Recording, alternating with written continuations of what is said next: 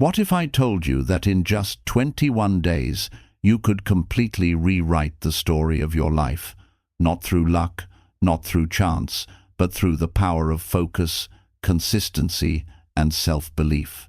Imagine waking up with clarity, purpose, and energy, knowing exactly who you are and where you're going.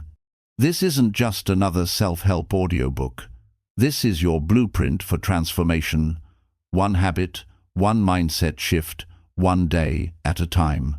Welcome to Give Me 21 Days, I Will Give You a New Life, written and published by NextGen Audiobook. Chapter 1. The Awakening, the Power of the First Step. Every great transformation begins with one decision, the decision to start. The moment you say, "Enough is enough," your new life begins. Most people wait for the perfect moment when the timing feels right, when the stars align, when everything is calm. But the truth is, that moment never comes. There is no perfect time. There is only now. The awakening begins when you finally realize that no one is coming to save you. No miracle, no magic, no outside force will suddenly make your life what you want it to be. It's you, your choices, your mindset, your willingness to step forward, even when the path isn't clear. That's the power of the first step. It's small, but it's everything. Think of your life like a story. For years, maybe you've been reading the same chapter, again and again, stuck in a loop of familiar routines and comfortable excuses. You tell yourself you'll start tomorrow, you'll change next week, you'll try when things settle down, but deep down, you know that tomorrow rarely comes. Change only happens when you decide that today is the day you begin. The awakening is not dramatic, it's quiet. It happens in that small voice inside you that whispers, "You were meant for more." It's the flicker of hope that refuses to die, no matter how many times you've been disappointed or afraid. It's that moment when you stop scrolling, stop complaining, stop blaming, and you finally ask, "What if I just started?" The first step doesn't have to be huge. It can be as simple as writing down your goals, choosing to wake up earlier, or even admitting that you're not happy where you are. But it must be intentional. Because the first step is not about speed, it's about direction. Once you take it, you break the cycle of inertia. You prove to yourself that movement is possible. Every person you admire, every success story you've ever heard, began with that same first step. Nobody wakes up transformed. They wake up scared, uncertain, and tired, but they begin anyway. They start walking, one small action at a time. The difference between those who stay stuck and those who grow is simple. One group waits for confidence, while the other moves despite fear. You might feel afraid. You might doubt yourself. You might think, "What if I fail?" But here's the truth. The first step isn't about knowing how it will all work out. It's about trusting that it can. You don't have to see the entire staircase. You just need to take the next step in front of you. Every step forward will reveal the next one. Fear will always try to stop you. It will whisper that you're not ready, that you're too old, too young, too late, too inexperienced. But fear is not a sign to stop. It's a signal that you're moving in the right direction. Growth never feels comfortable at first. The beginning always feels awkward, uncertain, even painful. But that discomfort is proof that you're evolving. Most people stay where they are because they mistake comfort for happiness. Comfort feels safe, but it slowly dulls your spirit. It's the silent killer of dreams. The comfort zone keeps you busy with distractions, but empty of fulfillment. The awakening happens when you recognize that staying still is more painful than moving forward.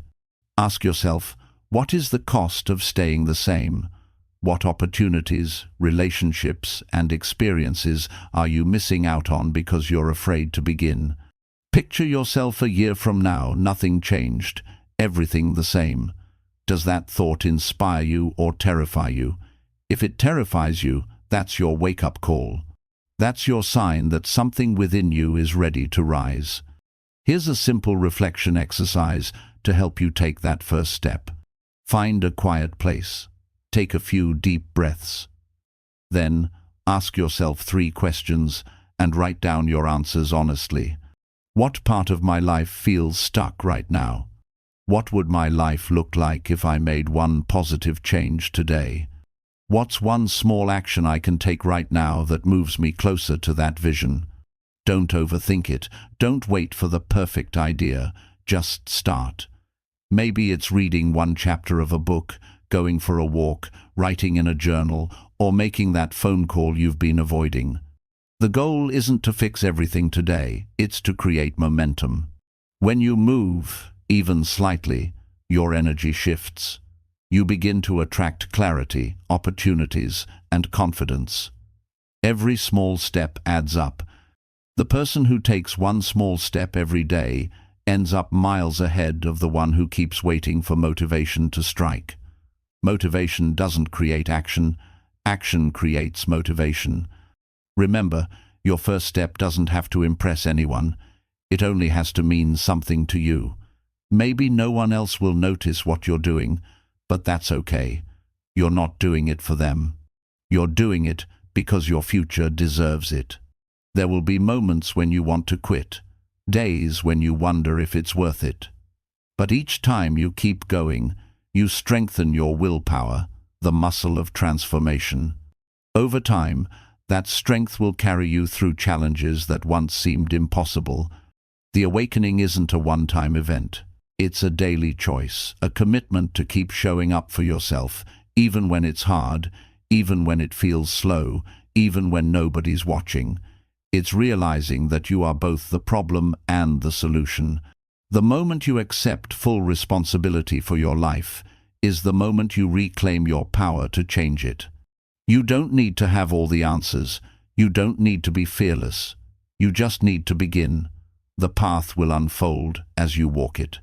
Each step will build your confidence, and before you know it, the distance between who you are and who you want to be will start to shrink. So, take a breath. Feel the weight of this moment. You are standing at the edge of who you've been and who you can become. The only thing between the two is a single powerful choice, the choice to begin. Key takeaway. Change begins the moment you decide to take the first step. The rest will follow, one action, one day, one victory at a time. Chapter 2. Reprogramming the Mind. The greatest battles you will ever fight are not against other people or circumstances or even time. They are fought within your own mind. The way you think determines the way you live. Every belief, every thought pattern, every story you tell yourself shapes the limits of what you believe is possible. If you want to change your life, you must first change your thoughts. For years, most of us have been running on mental autopilot. Our thoughts loop like background music, quiet but constant, familiar but often destructive. We wake up and immediately replay the same mental soundtrack. I'm tired. I'm behind. I'm not good enough. I'll never catch up. These thoughts are not facts. They're habits. And like any habit, they can be unlearned and replaced. That's what reprogramming the mind is all about. Breaking the old patterns and installing new ones that serve your highest potential. The first step in reprogramming your mind is awareness. You cannot change what you don't notice. Begin by paying attention to your internal dialogue. How do you speak to yourself when no one else is listening? Do you encourage yourself, or do you criticize? Do you see challenges as opportunities, or as confirmation that you're not capable? The words you repeat in your head become instructions to your subconscious mind. If you constantly feed it doubt and fear, it will continue to find reasons to prove you right. But when you feed it belief, possibility, and gratitude, it begins to rewrite your reality from the inside out. Think of your mind as fertile soil. Whatever seeds you plant will grow. If you keep planting negative thoughts, you'll keep harvesting negative outcomes. If you want a new life, you must plant new seeds, seeds of confidence, growth, and self-trust. That begins with intentional repetition. You must speak the new language of your future self until it becomes the default voice in your head. Affirmations are one of the simplest yet most powerful tools for reprogramming your mind. But they only work when they're built on truth and emotion. Don't just repeat empty phrases. Feel them. Visualize them. When you say, "I am capable," don't just say it, imagine what it feels like to truly believe it. See yourself succeeding, handling challenges, and thriving. The subconscious mind doesn't respond to logic, it responds to emotion and repetition. The more often you align your thoughts with the feeling of success, the faster your brain adapts to that reality. Here's a simple exercise to begin. For the next 7 days, write down 3 empowering statements about yourself every morning. For example, "I am in control of my thoughts and my emotions. I am becoming stronger, wiser, and more confident each day. I deserve success, peace, and happiness, and I am creating them now." Repeat these statements out loud and visualize yourself living them. At first, your mind might resist. It might whisper, "That's not true." But with time, those whispers fade. What feels unnatural in the beginning eventually becomes second nature because your mind adjusts to the stories you tell it most often. Now, let's talk about something crucial: your beliefs. Beliefs are simply thoughts you've repeated enough times to accept as truth. Many of those beliefs were not even created by you. They were shaped by parents, teachers, society, by the opinions of people who might not have understood your potential. As a child, you were told what was possible and what wasn't, and you absorbed those ideas like a sponge. Now, as an adult, you're living out those limitations as if they're laws of nature. It's time to challenge them. Ask yourself, whose voice is this? Where did I learn to think this way? Is this belief helping me or holding me back? When you identify a limiting belief, you strip it of its power. For example, if you've always thought, "I'm not good at handling money," don't stop there. Replace it with, "I'm learning to make smarter financial decisions every day." That one small shift turns a limitation into progress. Reprogramming your mind also requires you to take control of your mental environment. You can't plant seeds of growth in toxic soil. If your daily inputs are filled with negativity, social media arguments, gossip, bad news, your thoughts will mirror that chaos. Protect your mind like it's sacred ground. Surround yourself with information and people that lift you higher. Read books that inspire growth. Listen to voices that challenge you to be better, not bitter. Your environment either expands your thinking or shrinks it. Choose wisely. Another powerful technique is visualization. Every day, take 5 minutes to close your eyes and see the life you want as if it already exists. See yourself waking up with purpose, feeling healthy, confident, and fulfilled. Imagine walking into the job, the relationship, or the lifestyle you desire. Feel the emotions that would come with it: gratitude, excitement, peace. This practice tells your brain that this reality is possible and prepares your body and mind to take the steps to achieve it. What you focus on expands. Reprogramming your mind doesn't happen overnight. It's not about flipping a switch, it's about consistent rewiring. Your old thought patterns have been reinforced for years. They won't disappear in a day. But every time you replace a negative thought with a positive one, you weaken the old neural pathways and strengthen the new ones. Over time, you'll notice that the automatic voice in your head, the one that used to doubt and discourage you, becomes softer. And a new voice, one that believes in you, begins to take over. You'll start to see challenges differently.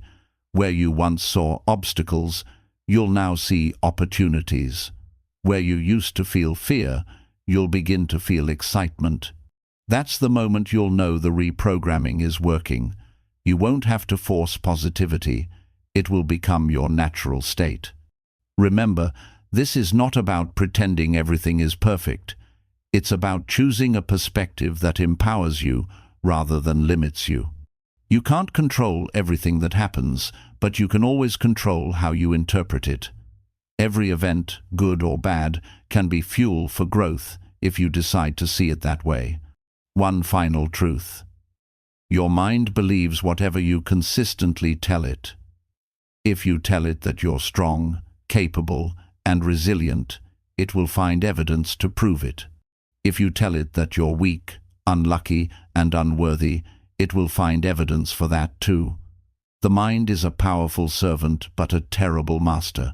It will obey whatever commands you give it. So choose your commands wisely. Reprogramming the mind is not about becoming someone else, it's about becoming the truest version of yourself. It's about peeling away the layers of fear and conditioning that have kept you small and rediscovering the powerful creator within you. Each day, you are training your mind whether you realize it or not. The question is, what are you training it to believe? Are you teaching it to expect failure or success? To look for problems or possibilities? To focus on what's missing or what's available? Change your thoughts and you change your direction. Change your direction and you change your life. This chapter is your reminder that everything begins in the mind. If you want a new life, you must build it there first. Every new habit, every new behavior, every breakthrough begins with a single shift in thought. The world around you will eventually mirror the world within you. Reprogram your mind, and the rest of your life will follow. Chapter 3. The Discipline of Small Wins. When people think about changing their lives, they often imagine a single, dramatic breakthrough, a grand moment of success, a life-altering event that changes everything overnight. But transformation doesn't work like that. Change doesn't come from massive leaps. It comes from tiny, consistent steps that you take every single day. Those steps may seem small, almost insignificant in the moment, but they hold the power to completely reshape who you become. The truth is, discipline is the bridge between who you are and who you want to be. It's not talent, luck, or motivation, it's discipline. And discipline is built through small wins. Every small promise you keep to yourself strengthens your self-trust. Every time you take action when you don't feel like it, you reinforce the message that your word matters. Over time, those small moments stack up like bricks, creating the foundation of an unshakable mindset. Small wins are powerful because they're achievable. They don't rely on perfect conditions or endless motivation. They are simple, clear actions that you can take today, no matter how you feel. Waking up 10 minutes earlier, choosing water instead of soda, spending 5 minutes journaling. These moments may not seem life-changing on their own, but when repeated daily, they become habits. And habits are what shape your destiny. It's easy to underestimate the power of small actions because we live in a world obsessed with big results. We celebrate the person who lost 50 pounds, but ignore the 1,000 small decisions that led to it, the daily walks, the healthy meals, the moments of saying no to temptation. We admire the entrepreneur who built a successful business, but forget the years of small risks, long nights, and quiet perseverance. Every great success story is built on thousands of small wins that no one else ever sees. Discipline is not about doing everything perfectly. It's about doing something consistently.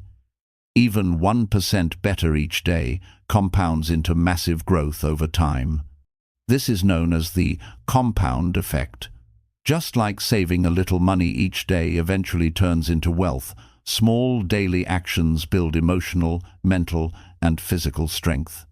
The problem is that we often expect instant results. When we don't see immediate change, we assume our efforts aren't working, but growth rarely shows itself right away.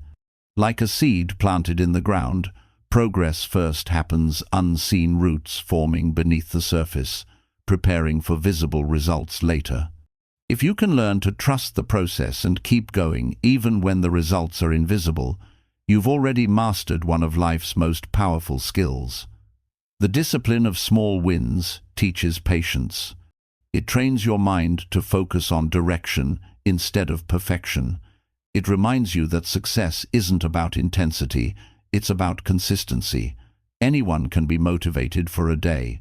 The real power lies in showing up, even on the days you'd rather quit. There will be mornings when you don't want to move, when the voice of comfort whispers, "Take a break, you can start tomorrow." But tomorrow never comes. Discipline means doing it anyway. It's choosing your future self over your present mood. It's not punishment, it's self-respect. Every time you choose to follow through, you're telling yourself, "I matter. My goals matter. My future matters." Here's the truth. Your brain loves progress. Every small win, no matter how minor, releases dopamine, the feel-good chemical that motivates you to keep going. That's why tracking your wins matters. Write them down. Celebrate them. At the end of each day, ask yourself, what did I do well today? Maybe you completed a workout, made a healthy choice, stayed calm in a stressful moment, or simply kept your word. No victory is too small to celebrate. Recognition fuels repetition. To help you build discipline through small wins, try this simple framework, the Rule of 3. Every day, write down 3 goals you want to achieve today.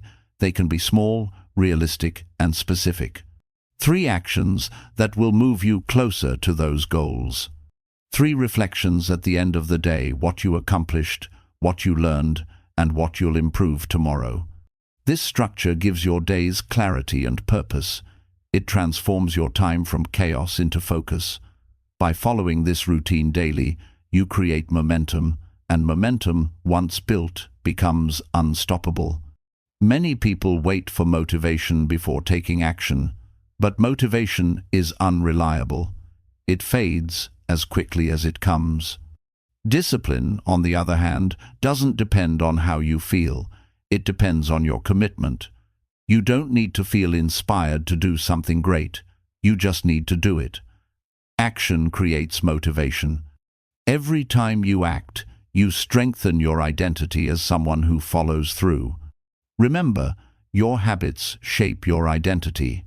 The more you practice a habit, the more you begin to see yourself as the kind of person who does it naturally.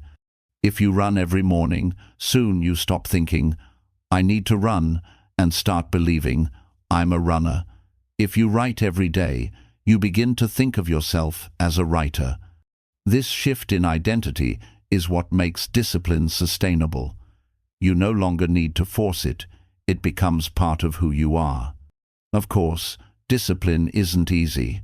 There will be resistance both from the world around you and from within yourself. You'll face distractions, setbacks, and self-doubt. But that's part of the process. The goal is not to eliminate resistance, but to move forward despite it. Every time you overcome that internal resistance, you grow stronger. It's like lifting weights for your character. The heavier the challenge, the stronger you become. You may fall short some days. You may break your streak, miss your target, or lose focus. That's okay. Discipline is not about never failing. It's about never giving up. Don't let one missed day turn into a week. Don't let one slip make you question your progress. Get back up. Start again. The ability to recover quickly from setbacks is what separates the disciplined from the defeated. Think of this journey like climbing a mountain. Every step feels small, but each one lifts you higher. You may not notice the progress right away, but when you stop and look back, you'll realize how far you've come. The summit doesn't come from one giant leap. It comes from thousands of steady, determined steps. Small wins create big changes because they reshape your story. Each victory, no matter how small, rewires your mind to believe, "I can." And once your mind believes it, your actions follow. Over time, the gap between where you are and where you want to be starts to close. Let's be clear, discipline is not about deprivation. It's not about living without joy. It's about creating structure so that your freedom can flourish. When you have control over your habits, you have control over your life. You no longer drift, you direct. You no longer react, you choose. That's true freedom. So, focus on the small things. Make your bed. Keep your word. Take that walk. Finish that page. Every small win is a declaration that you are in charge of your destiny. Don't wait for motivation to strike. Don't wait for the perfect time. The power of transformation lies in the small actions you take right now. You will be amazed by how much your life changes when you focus on what's within your control. Day by day, decision by decision, you will build a life that reflects discipline, integrity, and growth. And one day, you'll look back and realize that the life you dreamed of wasn't created by one massive leap, but by thousands of small, disciplined steps that you took when no one was watching. Success doesn't come from what you do occasionally. It comes from what you do consistently. Your power lies in the small wins. Protect them, celebrate them, and never underestimate them. Because those small wins, when added up over time, will give you a new life. Chapter 4. Emotional Reset. Letting go of the past. If your mind is the engine that drives transformation, then your emotions are the fuel that either powers it forward or keeps it stalled in place. No matter how hard you work, how disciplined you are, or how many new habits you build, true change will always remain limited until you let go of the emotional baggage that keeps you tied to the past. Everyone carries something: pain, regret, guilt, memories that still sting when you think of them, words that were said or never said, choices you made that you wish you hadn't. People you loved who hurt you, people you hurt who never forgave you. The past lives inside all of us, and whether we realize it or not, it shapes how we see ourselves today. But here's the truth most people never learn. You cannot build a new life if you're still dragging your old one behind you. You cannot create peace while you're still rehearsing pain. Every moment you spend reliving what went wrong is a moment stolen from what could go right. Letting go isn't about forgetting, it's about freeing yourself from the emotional weight that keeps you from rising. Letting go starts with understanding why it's so hard. The human brain craves certainty. Even when something hurts, it feels safer to cling to it than to face the unknown. That's why people stay in toxic relationships, why they hold grudges for years, and why they keep replaying the same painful memories. The pain becomes familiar, and the familiar feels safe, even when it's slowly destroying us. But healing requires courage. It requires looking at what hurt you and saying, "This no longer defines me." Forgiveness, whether for others or yourself, is not a gift you give to someone else. It's a gift you give to your own peace. When you forgive, you're not saying, "It was okay." You're saying, "It's over. I choose to stop suffering for it." To begin an emotional reset, you must first acknowledge your feelings. Too often, people try to bury pain under distractions, work, entertainment, substances, or busyness. But what you suppress never disappears. It simply waits. It hides beneath the surface, influencing your thoughts, reactions, and relationships. The more you resist your emotions, the more power they have over you. So, take a moment to face them. Sit in silence. Feel what you've been avoiding. It might hurt, but that's how you begin to heal. Pain demands to be felt before it can be released. Ask yourself, what am I still holding on to? Maybe it's anger towards someone who betrayed you. Maybe it's shame over a mistake you made. Maybe it's disappointment in yourself for not being where you thought you'd be by now. Whatever it is, bring it to the surface. Give it a name. You cannot heal what you refuse to face. Now, here's the second step: acceptance. Acceptance does not mean approval. It doesn't mean what happened was right or fair. It simply means you've decided to stop fighting reality.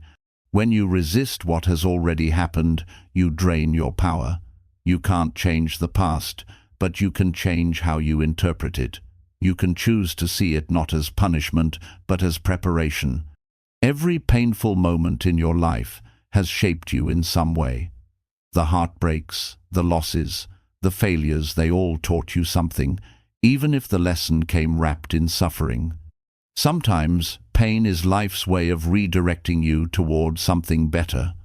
Sometimes it's the wake-up call you needed to grow stronger, wiser, and more compassionate. Think of your emotions like water in a river. If you try to block the flow, it builds pressure and floods, but if you let it move naturally, it clears itself. The same is true for emotional pain. The more you resist, the more it persists. The more you allow yourself to feel and release, the lighter you become. Letting go of the past also means letting go of the version of yourself that lived there. The you who made those mistakes, who accepted less than they deserved, who didn't know better. Stop punishing yourself for what you didn't know then. You did the best you could with the awareness and tools you had at the time. Growth means you know better now, and that's what matters. Self-forgiveness is one of the hardest forms of healing, but also the most liberating. We often hold ourselves to impossible standards, expecting perfection, expecting to always make the right choices, expecting to never fall. But being human means being flawed. You will fail. You will hurt people. You will make decisions that you later regret. But that doesn't mean you're unworthy of peace. It means you're learning. Here's a simple exercise to help release self-blame. Write a letter to your past self, the one who made the mistake, the one who struggled, the one who suffered. Tell them what you've learned since then. Tell them you forgive them. Tell them they can rest now. Then, read it out loud and destroy it, tear it, burn it, or bury it. This symbolic act helps your mind process closure. Forgiveness isn't a one-time decision. It's a practice.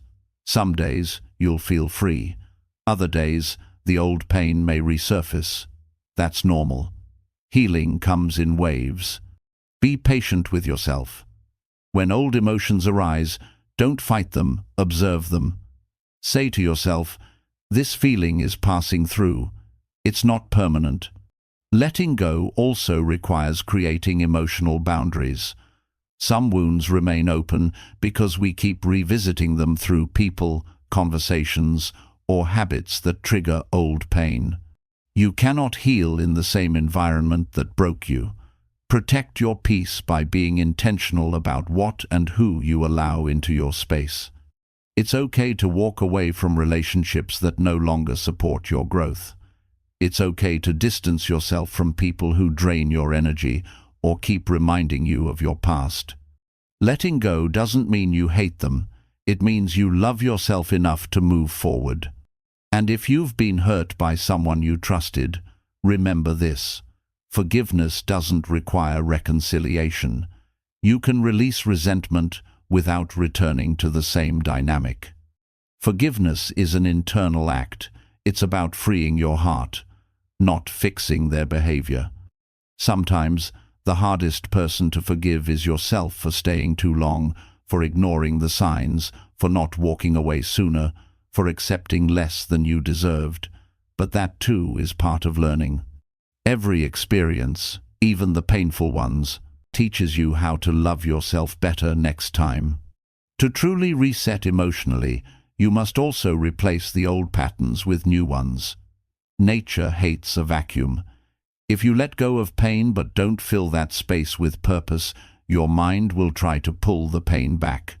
Replace bitterness with gratitude. Replace self-doubt with compassion. Replace fear with faith. Start a daily practice of gratitude.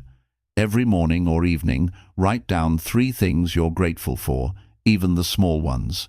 Gratitude doesn't erase pain, but it shifts your focus. It reminds you that life is not only what you've lost, but also what you've gained. Gratitude is the anchor that keeps you grounded in the present. Meditation and journaling can also help you stay connected to your emotions without being controlled by them.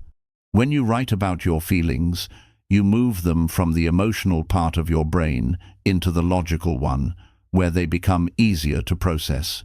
You gain clarity and distance. Another way to reset emotionally is through movement.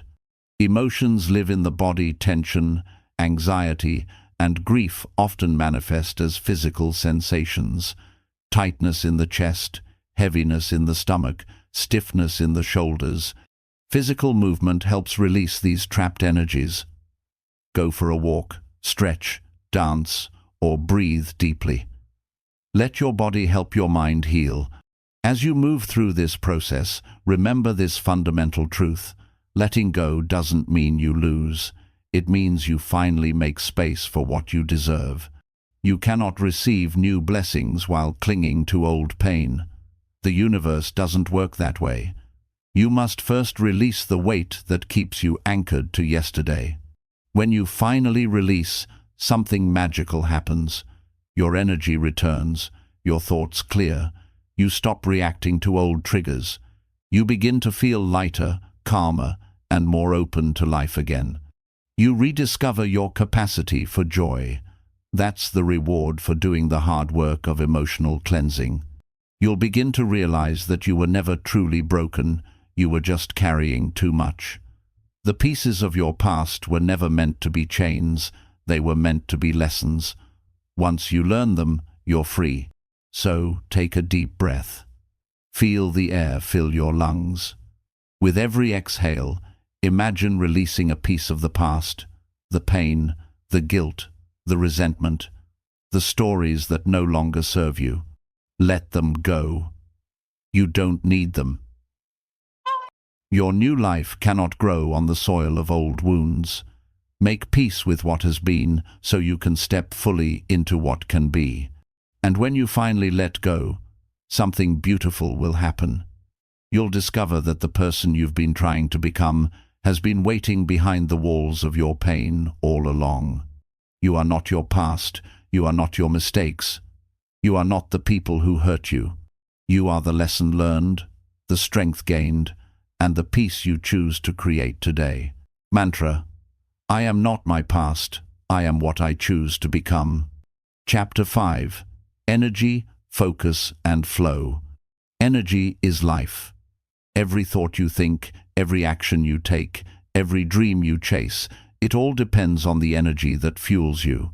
Without it, even the most powerful intentions fade into frustration. But when your energy is strong and balanced, your life begins to move with ease.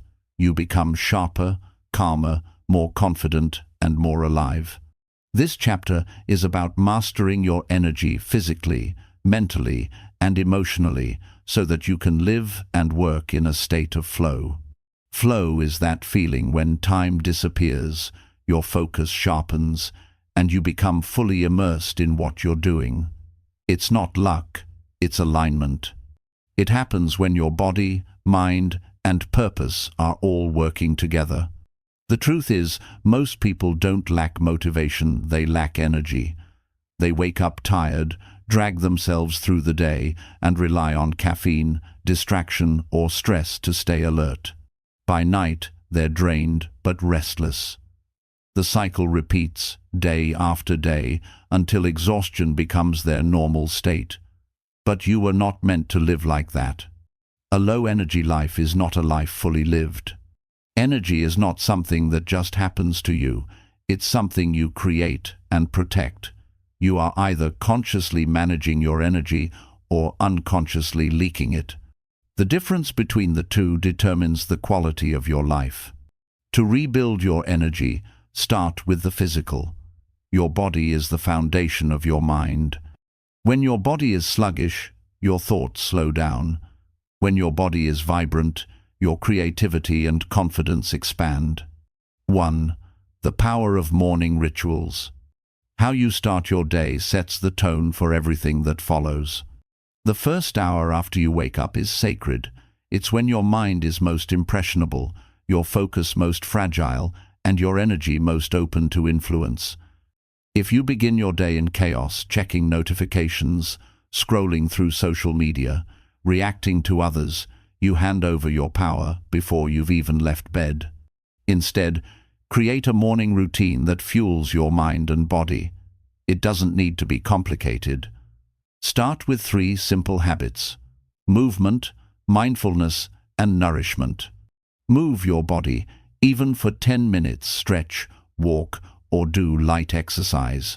This activates your blood flow, wakes up your nervous system, and releases endorphins, natural energy boosters.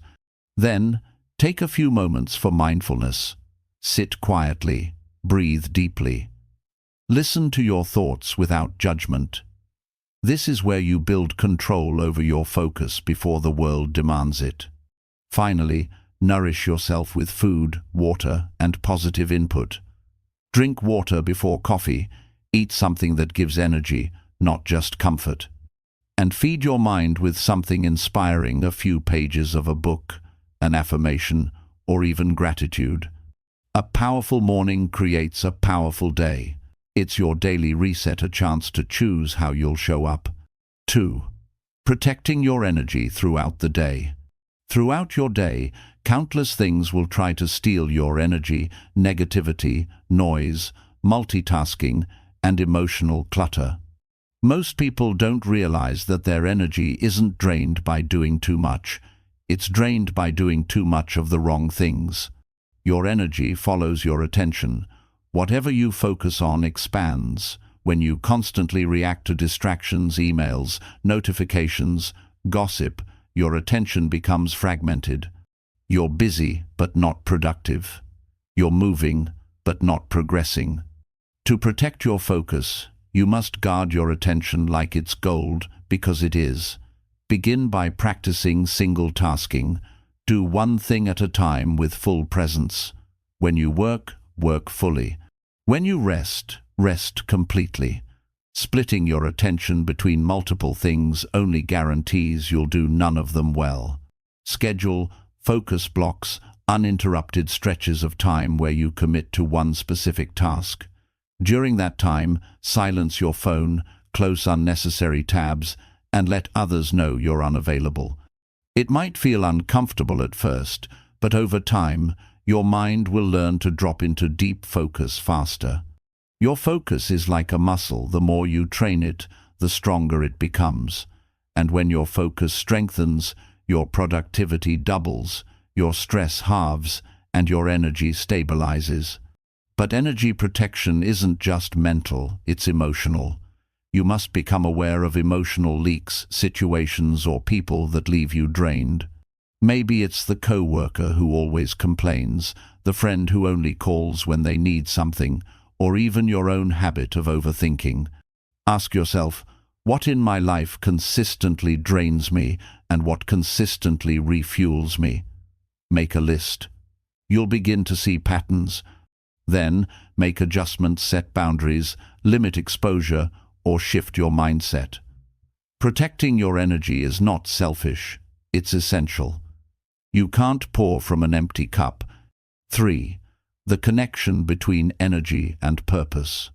The most powerful source of energy is not coffee, sleep, or diet. It's purpose. When you have something meaningful to wake up for, your energy flows naturally.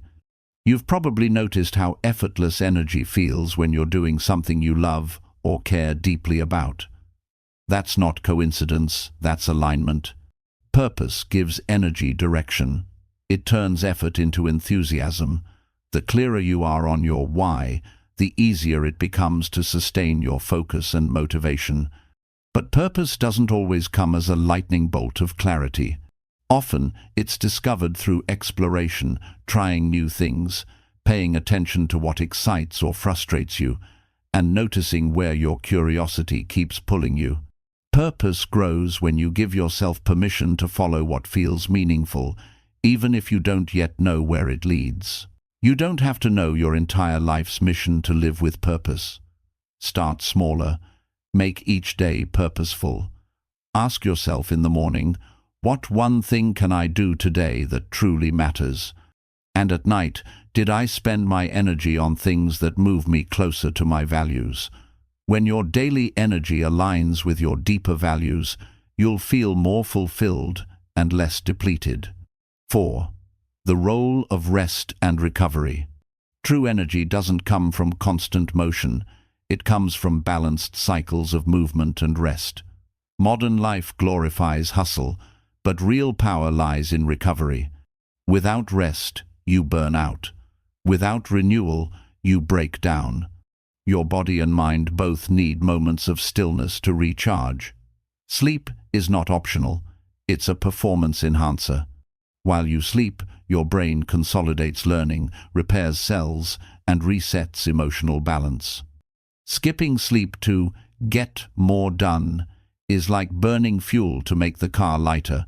It may go faster for a moment, but it won't go far. But rest isn't just physical. You also need mental rest periods when you disconnect completely. That means no screens, no messages, no stimulation. Go outside, take slow walks, breathe fresh air. Let your mind wander. The best ideas often appear when your brain has space to think. Rest is not laziness, it's strategy. It's how high performers maintain longevity. The goal isn't to do more, it's to do better. And you can't do better if you're constantly running on empty. 5. Finding your flow. Flow is the sweet spot between challenge and skill, when the task is hard enough to engage you, but not so hard that it overwhelms you. In flow, you lose sense of time and self-doubt. You become completely absorbed in the moment. Athletes, artists, and creators all know this state well. It's where excellence lives. To enter flow, 3 things must align: clarity, focus, and feedback. Clarity. Know exactly what you're doing and why. Vague goals scatter your energy. Clear ones direct it. Focus. Eliminate distractions and fully commit to the task at hand. Feedback. See measurable progress. It keeps you motivated to continue. When you combine these, your energy becomes self-sustaining. You stop forcing effort and start riding momentum. Flow is where work becomes joy. To experience flow more often, start with tasks that naturally challenge you, things that require effort but also bring satisfaction. Give them your full attention, block off distractions, and allow yourself to get lost in the process. The more often you practice this, the more frequently your mind will enter that state automatically. 6. Energy as a lifestyle. Managing energy is not about occasional boosts, it's about daily maintenance. Think of yourself as an energy system, constantly charging or draining based on your habits. Every choice you make either adds to or subtracts from your reserves. Sleep well, move daily, eat real food, drink more water, limit toxic inputs whether they're processed foods, negative people, or endless scrolling. Seek sunlight, laughter, and stillness. These are not luxuries, they're requirements for a healthy mind and body. When you consistently care for your energy, life stops feeling like a struggle. You stop forcing yourself to be motivated because you simply are. Energy breeds clarity, clarity breeds confidence, and confidence breeds flow. You'll begin to notice that the world responds differently when your energy shifts. Opportunities appear, conversations feel lighter. You attract people who match your frequency. This isn't mystical, it's biological. Your energy is the signal you send into the world. What you radiate, you receive. Every morning, remind yourself, I am responsible for the energy I bring into this day. It's not just about what happens to you, but how you show up to meet it. When your energy is aligned, when your mind is clear, your focus sharp, and your heart calm, you become unstoppable. You stop fighting against life and start flowing with it. That's the power of balance. That's the essence of living in flow. In the end, energy management is self-mastery. It's the quiet art of aligning your daily rhythms with your deeper purpose. It's waking up with clarity, moving with intention, and resting with peace. And as your energy rises, everything else in your life begins to rise with it. Your confidence, your relationships, your creativity, and your results. Because when you have energy, you have everything you need to create the life you deserve. Challenge. Start your day with movement, not scrolling. Feed your energy before the world drains it. Your body is your power source. Treat it like the sacred engine of your potential. Chapter 6. Building the future you. By now, you've awakened to your potential, reprogrammed your mind, developed the discipline of small wins, healed from your past, and learned to master your energy and focus. You've cleared away the noise and built the foundations for a stronger, more intentional life.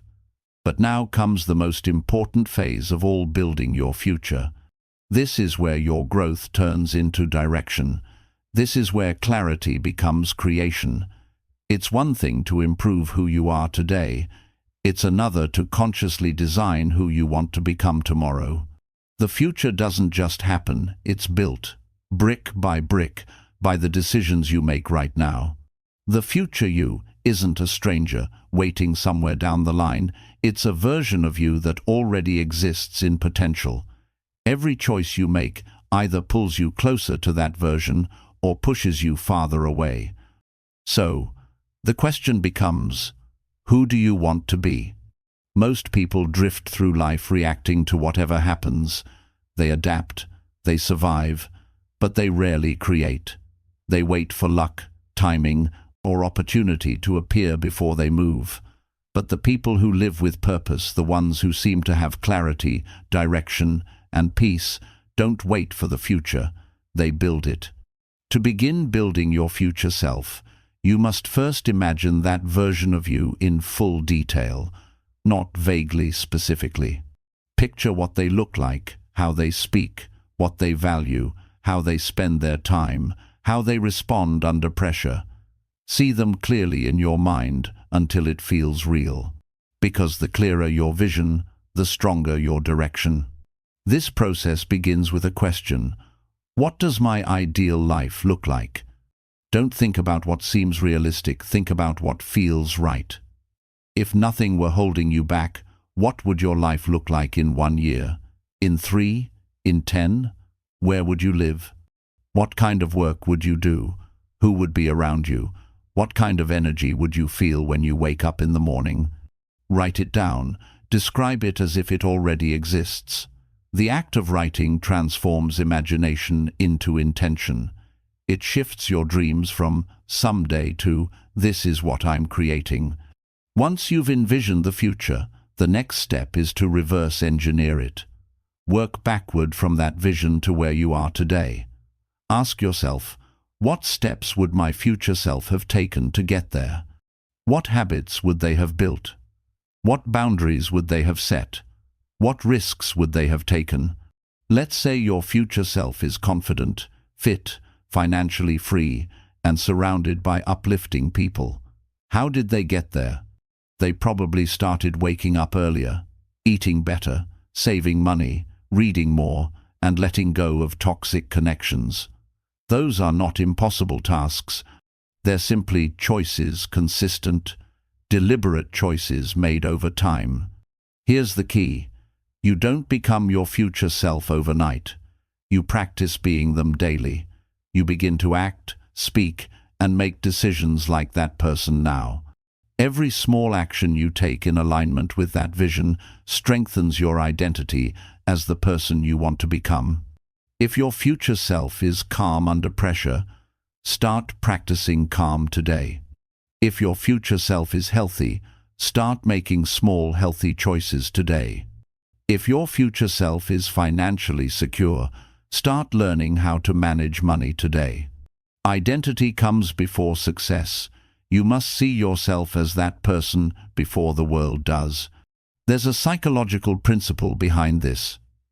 Your subconscious mind always tries to act in alignment with your dominant self-image.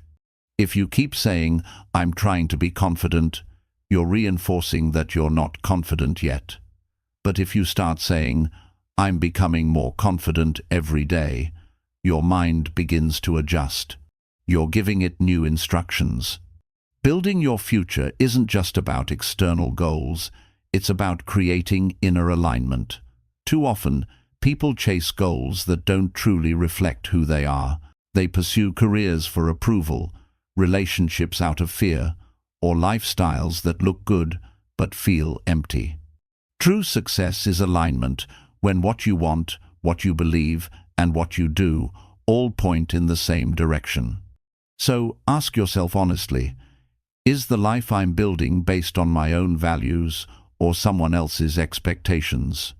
If the answer is someone else's, it's time to realign. The future you deserve is not built from imitation, it's built from authenticity. The more you live in your truth, the more your future unfolds naturally. Now, let's talk about vision versus goals. A vision is the big picture, the destination. Goals are the milestones that guide you there. You need both. Vision gives you meaning, goals give you direction. Start by defining your vision clearly, then break it down into achievable steps. For example, if your vision is to be financially free, your goals might be to save a certain amount each month, pay off debt, or learn new skills that increase your income. If your vision is to be healthier, your goals might include walking daily, improving your diet, or getting consistent sleep. The secret to progress is measurable action. Vague goals like "get better at managing stress" or "be more productive" don't create movement. Replace them with specifics. "I'll meditate for 10 minutes every morning," or "I'll set aside 2 hours each day for focused work." When you measure it, you can master it. Another key aspect of building your future is your environment. Your surroundings either support your growth or sabotage it. If you want to evolve, you must curate the spaces and people that influence you. Look around your life, your home, your friends, your routines. Do they reflect your future or your past? You cannot build a new life in an old environment. Sometimes, growth requires distance from negativity, from old habits, even from certain people. That doesn't mean you stop loving them, it means you stop letting them shape your energy. As you design your future, be intentional about your inputs. Read books that align with your goals. Follow people who inspire rather than drain. Spend time in environments that challenge you to rise. The energy you surround yourself with becomes the energy you embody. Another important principle in this process is patience. Growth takes time, and that's okay. We live in an age of instant gratification, where everything is expected immediately. But real transformation is slow, quiet, and often invisible at first. It's built day by day, choice by choice, habit by habit. There will be days when it feels like nothing is changing. Those are the most critical days because they test your commitment. Keep showing up anyway. Progress is rarely loud, it's cumulative. One day, you'll look back and realize that the person you've become was built in those quiet, unseen moments of consistency. The most powerful future is built not through pressure, but through purpose. When your goals are rooted in meaning, not fear, not comparison, not ego, your drive becomes limitless. You stop forcing progress and start flowing with it. Here's a simple 3-step process to stay aligned with your future vision. Daily check-in. Every morning, ask, what would my future self do today? Let that guide your choices. Weekly reflection. Every week, review your progress. Celebrate small wins. Adjust what isn't working. Quarterly reset. Every few months, revisit your vision. Has it evolved? Are you still moving toward it, or have you drifted off course? Realignment keeps your growth intentional. Don't underestimate the power of reflection. Building your future isn't just about action, it's about awareness. Awareness helps you stay on track when life gets chaotic. Also remember, building the future you isn't a solo project. Every successful person stands on the shoulders of others, mentors, friends, partners, and communities that support their growth. Surround yourself with people who challenge you to be better. Seek advice from those who've walked the path you're walking. Collaboration accelerates progress, and yet balance is key. Don't let your future vision consume your present life. You're not just building a destination, you're living the journey. The point of growth isn't to escape who you are now, it's to evolve from it. Enjoy the process. Learn from it. Be grateful for it. Here's a truth that may surprise you.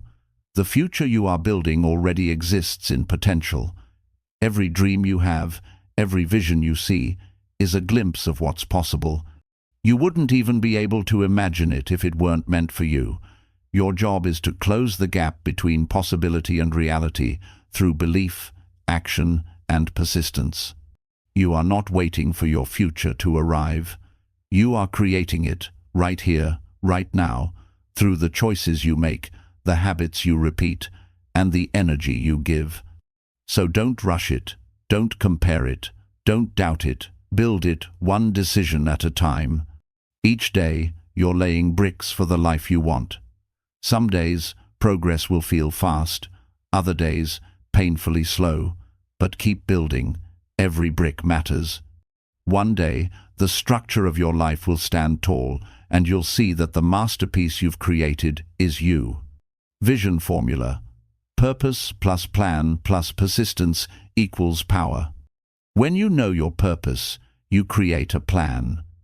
When you follow that plan with persistence, you unlock your power. And that power, the quiet, unstoppable strength that comes from alignment, is what builds your future. So take a deep breath, look ahead, and remind yourself, your future is already forming.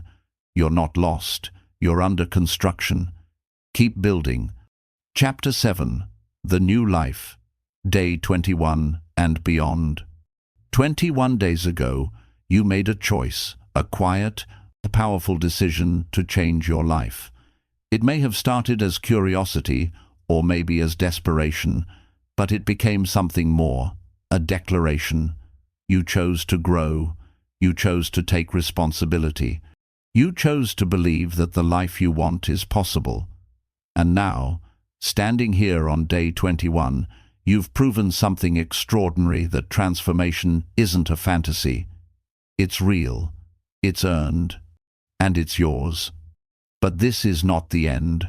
This is the beginning of your new life. Because transformation is not a finish line, it's a way of living. You've spent the last 3 weeks rewiring your thoughts, rebuilding your habits, recharging your energy, and reconnecting with your purpose. The foundation is strong now, it's time to keep building on it. What happens next determines whether this becomes a lasting lifestyle or just another temporary change. Real growth is not about perfection, it's about momentum. You've already created it. Now your mission is to sustain it, to carry it into the next 21 days, the next 90 days, and the next year, until it becomes your new normal. The truth is, most people quit right when things start working. They finish the program, feel great, and then slowly slip back into old habits. Not because they failed, but because they stopped being intentional. Change that isn't maintained becomes memory. You've come too far to go back. So, in this chapter, we'll focus on how to protect your progress, strengthen your mindset, and continue building your new life long after these 21 days. The science of lasting change. Psychologists say that real, lasting transformation doesn't come from willpower alone, it comes from identity. You've been training your mind and body to align with the person you want to become. Every small win, every consistent action has reshaped your identity. Now, it's time to live fully as that person. You are no longer trying to change, you have changed. You think differently. You choose differently. You act differently. This is who you are now. To keep your growth sustainable, you need two key elements: awareness and structure. Awareness keeps you honest.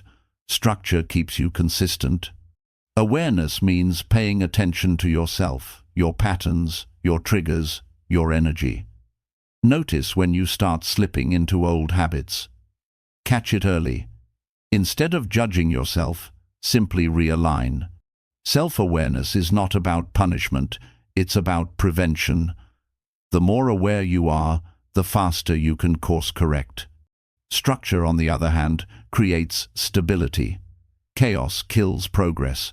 But when you have routines, systems, and clear priorities, you eliminate the daily friction that drains energy. That's why successful people rely on structure, not because they're robotic, but because it frees their minds for creativity and growth. Creating your maintenance map. Think of your life now as a garden. Over the past 21 days, you've planted new seeds, habits, thoughts, values. To keep them growing, you must water them daily and protect them from weeds. That's your maintenance map, a simple framework that ensures your growth continues. Daily habits. Choose 3 non-negotiable actions that keep you grounded and focused.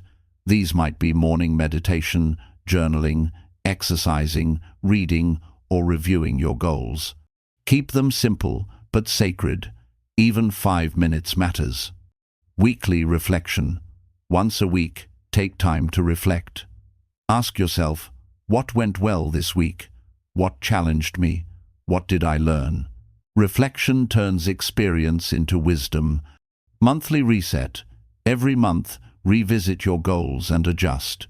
Growth is not a straight line, it's a cycle. You'll evolve, your priorities will shift, that's okay. Realign your vision as needed. These check-ins prevent you from drifting. They remind you that progress is a living process, not a one-time event. Living with purpose. Now that you've rebuilt your mindset, the question becomes, what will you do with it? Purpose gives meaning to everything you've learned. Without it, even success feels hollow. Purpose doesn't have to be a grand mission that changes the world. It can simply be the daily decision to live with intention, to bring value wherever you are, to make every day count. You don't find your purpose, you create it. You create it through your actions, your curiosity, and your service. Pay attention to what energizes you, what lights you up when you do it. Purpose lives in that spark.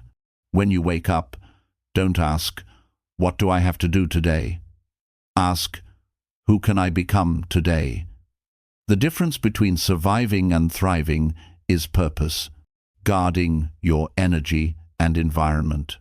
Your energy is your currency. Protect it. As you move forward, you'll notice that some environments and people no longer align with your new life. That's normal. Growth often creates distance, not because you're better than others, but because you're becoming different. You don't need to explain your growth to everyone. Some people won't understand it. That's okay. Keep your focus on the path ahead. You're not obligated to return to the versions of yourself that others are comfortable with. Be intentional about what and who you allow into your space. If something drains you, question its place in your life. Whether it's a habit, a job, or a relationship, you must learn to protect your peace. Remember, saying no to what doesn't serve you is saying yes to your higher self. The power of progress over perfection. There will still be bad days, moments when you lose focus, feel unmotivated, or fall back into old habits. Don't mistake those moments for failure. They are simply reminders to realign. Perfection is the enemy of progress. You don't need to do everything right. You just need to keep showing up. If you miss a day, start again the next. If you fall behind, forgive yourself and move forward. Discipline is not about never slipping, it's about never staying down. When you commit to progress, every stumble becomes part of your growth. What matters is direction, not speed. The person who moves forward slowly but consistently will always surpass the one who moves fast but stops often. Expanding your vision. Now that you've built a solid foundation, it's time to expand your vision. The habits you've developed are the roots. Now let them grow into branches that reach further. Set new goals, dream bigger. But don't just think in terms of material success. Think in terms of character, contribution, and joy. Ask yourself, what kind of person do I want to be remembered as? Maybe you want to inspire others.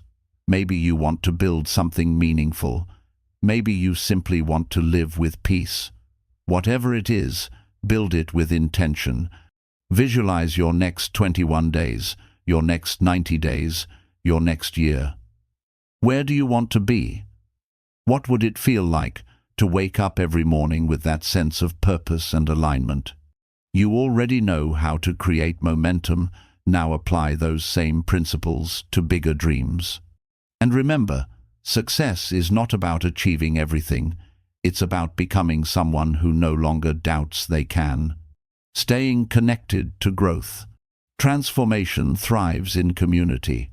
When you surround yourself with people who are also growing, your energy multiplies. Share your journey. Inspire others. Be the example of what's possible when someone commits to change.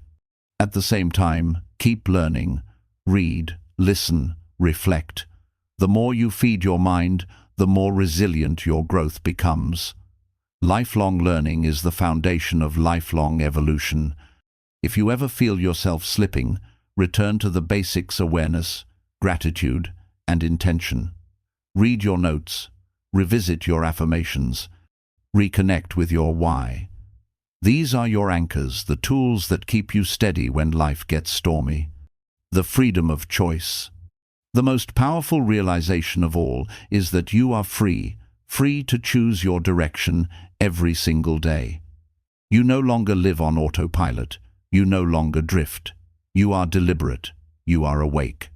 Your power lies in the simple but profound truth that you can always begin again.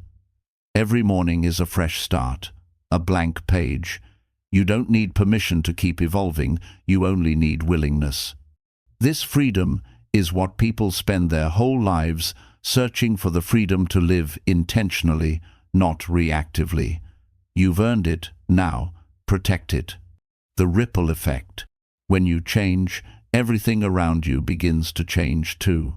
Your relationships, your work, your energy, they all rise to match your new vibration. That's the ripple effect of growth.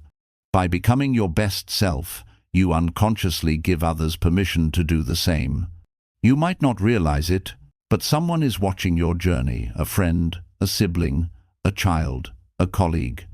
Your consistency, your courage, your transformation, it inspires them. That's how change spreads. That's how you make an impact without even trying. The new you. You are no longer the same person who started this journey. You've learned that transformation isn't found in big, dramatic moments.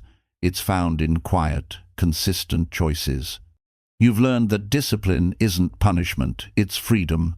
That forgiveness isn't weakness, it's healing. That energy isn't luck, it's intentional. You've learned that you don't have to wait for the perfect time, because the perfect time is always now. This new life you've created is not built on external validation or temporary motivation. It's built on self-respect, awareness, and purpose. You've proven to yourself that you are capable of more than you ever imagined. So as you move beyond these 21 days, remember, the journey never ends. Growth is not a phase, it's a lifestyle. Keep evolving, keep learning, keep expanding, and when you doubt yourself, return to this simple truth. You've already done the hardest part you started. Every day from here on is an opportunity to build deeper, love harder, and live truer. This is your new beginning. This is your new life. You don't get a new life by waiting for it. You create it one day, one choice, one victory at a time. Your 21 days were just the start. The rest of your story begins now. Chapter 8. Becoming Unstoppable, the Journey Beyond Change. You've come a long way. You started with a spark, a desire to change, to evolve, to build a life that feels meaningful. Over the last 21 days, you've awakened your awareness, reprogrammed your mind, built discipline, healed emotional wounds, mastered your energy, created a vision for your future, and learned how to sustain your transformation. But there's another level beyond change, a level where you no longer try to grow because growth has become your natural state. That level is mastery. That level is becoming unstoppable.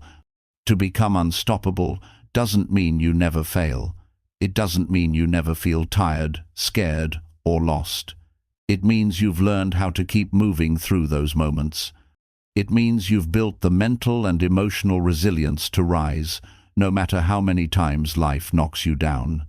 It means you've turned growth into your identity, not something you do occasionally, but something you live daily.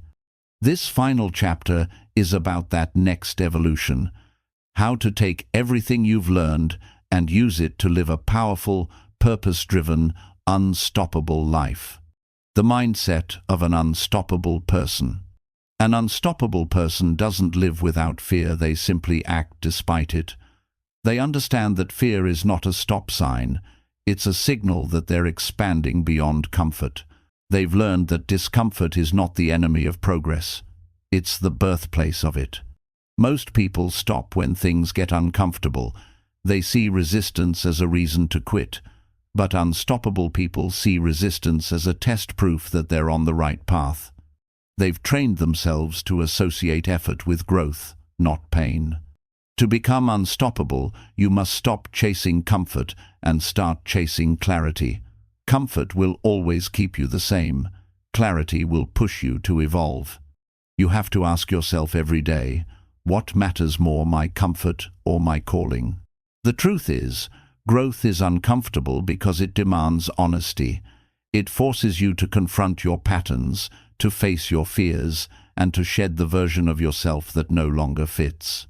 But on the other side of that discomfort lies freedom, the kind of freedom that only comes from self-mastery. Unstoppable people are not born different. They simply decide differently. They've made peace with the fact that growth requires pressure, that success requires sacrifice, and that peace requires discipline. They've stopped expecting the path to be easy. They've trained themselves to be stronger. The power of emotional resilience. Life will always throw challenges your way, heartbreaks, failures, setbacks, loss. The difference between those who crumble and those who rise isn't strength, it's emotional resilience. Resilience isn't about pretending everything's fine when it isn't. It's about holding steady in the storm. It's about feeling the pain, acknowledging the struggle, and still choosing to move forward. When you're resilient, you no longer waste energy, wishing life were easier. You focus on getting better. You stop asking, why is this happening to me? And start asking, what is this trying to teach me? Here's the truth. The pain you avoid becomes the weakness that controls you. But the pain you face becomes the strength that builds you. Every challenge, every obstacle, every setback is a training ground for your next level. If you let it, adversity becomes your greatest teacher. Start seeing difficulties as opportunities in disguise. When you hit a wall, don't stop, climb it, go around it, or build a door through it. Each time you overcome a challenge, you prove to yourself that you are capable. And confidence built through adversity is unshakable. Resilience is not built overnight. It's developed through consistent practice, through choosing discipline when you want distraction, choosing growth when you want escape, choosing responsibility when you want excuses. When you live with this mindset, life stops feeling like something that happens to you and starts feeling like something that happens for you. The habit of lifelong growth. By now, you understand that growth isn't a one-time project. It's a lifelong commitment. The journey doesn't end at 21 days or 90 days. It continues for as long as you're alive. Unstoppable people make growth a habit. They read, learn, reflect, and challenge themselves constantly. They don't wait for the world to inspire them. They seek inspiration actively. They know that the mind, like the body, needs daily exercise. Every day, you have a choice: feed your growth or feed your stagnation. What you read, what you watch, who you spend time with, all of it shapes your trajectory.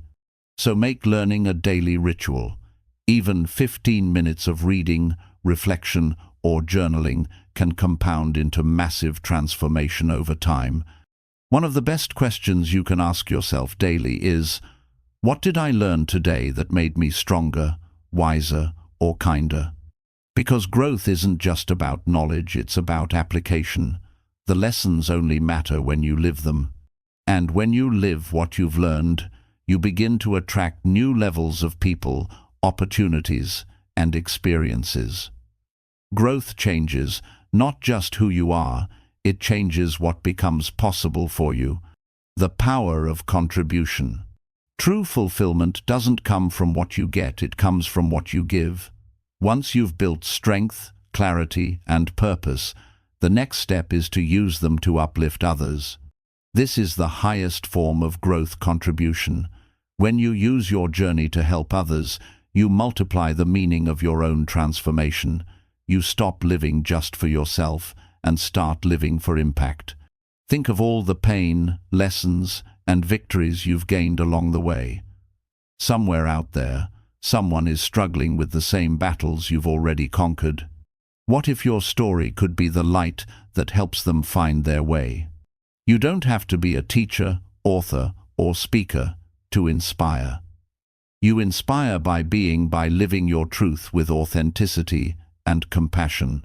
The energy you carry, the example you set, the kindness you show, they ripple outward in ways you may never see. Contribution doesn't always mean grand gestures. It can be a smile, a conversation, a helping hand, a word of encouragement.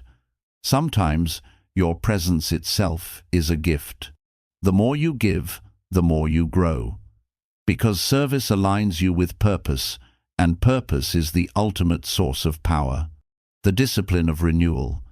Being unstoppable doesn't mean being relentless without rest. In fact, the strongest people know how to pause. They know when to step back to reflect, recharge, and realign. Burnout is not a badge of honor, it's a warning sign. You can't pour from an empty vessel. Sustained success requires cycles of effort and renewal. So build rest into your rhythm. Meditate, walk in nature, spend time in silence. Do things that bring you joy, even if they don't seem productive. Joy is fuel. Without it, even achievement feels empty. You must learn to listen to your inner state. There will be seasons of expansion and seasons of recovery. Both are vital. Growth doesn't mean constant forward motion. It means consistent evolution, sometimes through action, sometimes through reflection. Rest is not weakness, it's wisdom. It's what allows you to return stronger, sharper, and more creative. Redefining success. The world teaches us to measure success by numbers, wealth, followers, possessions. But the deeper you grow, the more you realize that real success is internal. Success is waking up with peace in your heart and purpose in your day. It's the freedom to live in alignment with your truth. It's the ability to stay calm in chaos, kind under pressure, and grateful in uncertainty. When you live with intention, you stop chasing validation and start creating fulfillment. You realize that success isn't something to be earned, it's something to be embodied. So define success for yourself. Ask, what does a successful day look like for me? Maybe it's spending time with loved ones. Maybe it's creating something meaningful. Maybe it's simply staying consistent with your habits and values. When success becomes personal, it becomes sustainable. The legacy of an unstoppable life. Every day you live intentionally, you're writing your legacy. Not the one carved in stone or recorded in books, the one written in the lives you touch and the energy you leave behind. Legacy is not about fame or recognition. It's about impact. It's about living in such a way that your presence improves the spaces you enter and your absence is felt in the best possible way. Your legacy is built in the small, consistent acts of courage, kindness, and growth you choose daily. It's built when you forgive, when you persist, when you help, when you hope. Someday, when people speak of you, they won't remember the possessions you owned. They'll remember the way you made them feel. That is the ultimate mark of a life well lived. The journey continues. The person who began this journey is gone. You've shed old skins. You've rewritten your story. You've created a new rhythm, a new belief system, a new way of seeing yourself and the world. You are no longer waiting for life to happen, you are shaping it. You've learned to move with purpose, to stand in your power, to grow through every challenge. You've learned that the key to transformation isn't found in the future, it's created in the choices you make each moment. So keep going, keep learning, keep showing up. Not because you have to prove anything, but because growth is who you are now. You've become the kind of person who doesn't run from the storm, but walks through it with calm, knowing that every storm passes, and every time it does, you emerge stronger. This is what it means to be unstoppable, not fearless, not perfect, but free. Free from the limitations of your past, free from the opinions of others, free from the smallness you once settled for. You are not chasing transformation anymore, you are living it. Your journey doesn't end here. In many ways, it's just beginning. Because the moment you realize your power, the horizon expands. New dreams appear, new challenges call, and you're ready because you now know the truth. Change is not something that happens to you. Change is something you create. And once you understand that once you've lived it, breathed it, and embodied it, you become unstoppable. Final message. You've built the foundation. You've lived the transformation. Now go live your truth. Lead with purpose. Move with love. Grow without end. The next chapter of your life is unwritten, and the pen is in your hands. Chapter 8. Becoming unstoppable. The journey beyond change. You've crossed the 21-day mark. You've learned how to think differently, act deliberately, forgive yourself, and protect your energy. You've built momentum, but the real transformation starts when you stop asking, "How do I change?" and begin asking, "How do I keep expanding?" To become unstoppable doesn't mean you never stumble or feel fear. It means you've built enough awareness, strength, and purpose to keep moving through fear, through doubt, through fatigue. It means you've turned growth into your way of living. Unstoppable people don't wait for motivation. They rely on structure, on meaning, and on discipline. They know that when emotion fades, consistency carries. They trust the process more than their mood. They also stop expecting life to be easy. They understand that resistance is not punishment, it's training. Every challenge, every delay, every rejection is a weight that builds mental muscle. Instead of asking, "Why me?" they ask, "What is this teaching me?" An unstoppable mindset is built on 3 pillars: purpose, persistence, and perspective. Purpose gives direction. It reminds you why you started when everything feels heavy. Persistence gives motion. It keeps you showing up when results seem distant. Perspective gives peace. It reminds you that growth is not linear, it's layered, sometimes messy, always meaningful. When you combine all three, you become calm under pressure, resilient in failure, and humble in success. Building emotional resilience. Emotional resilience is the backbone of an unstoppable life. It's what allows you to recover fast from setbacks, to bounce forward instead of backward. It begins when you stop running from discomfort. Pain is a teacher that speaks the language of growth. Every time you sit with pain long enough to understand it, it transforms from an obstacle into wisdom. To strengthen emotional resilience, name what you feel. Don't deny your emotions. Label them. Naming your emotion reduces its power over you. Breathe before reacting. A calm breath creates a gap between stimulus and response, the space where strength lives. Ask better questions. Instead of, "Why is this happening?" ask, "What can I learn? And who do I want to be through this?" Over time, you'll notice that life's storms still come, but they no longer knock you off balance. You bend, you don't break. Living in lifelong growth. Unstoppable people never arrive. They stay curious, humble, and open. They read, reflect, and keep learning, not because they're inadequate, but because they're alive. Adopt a student mindset.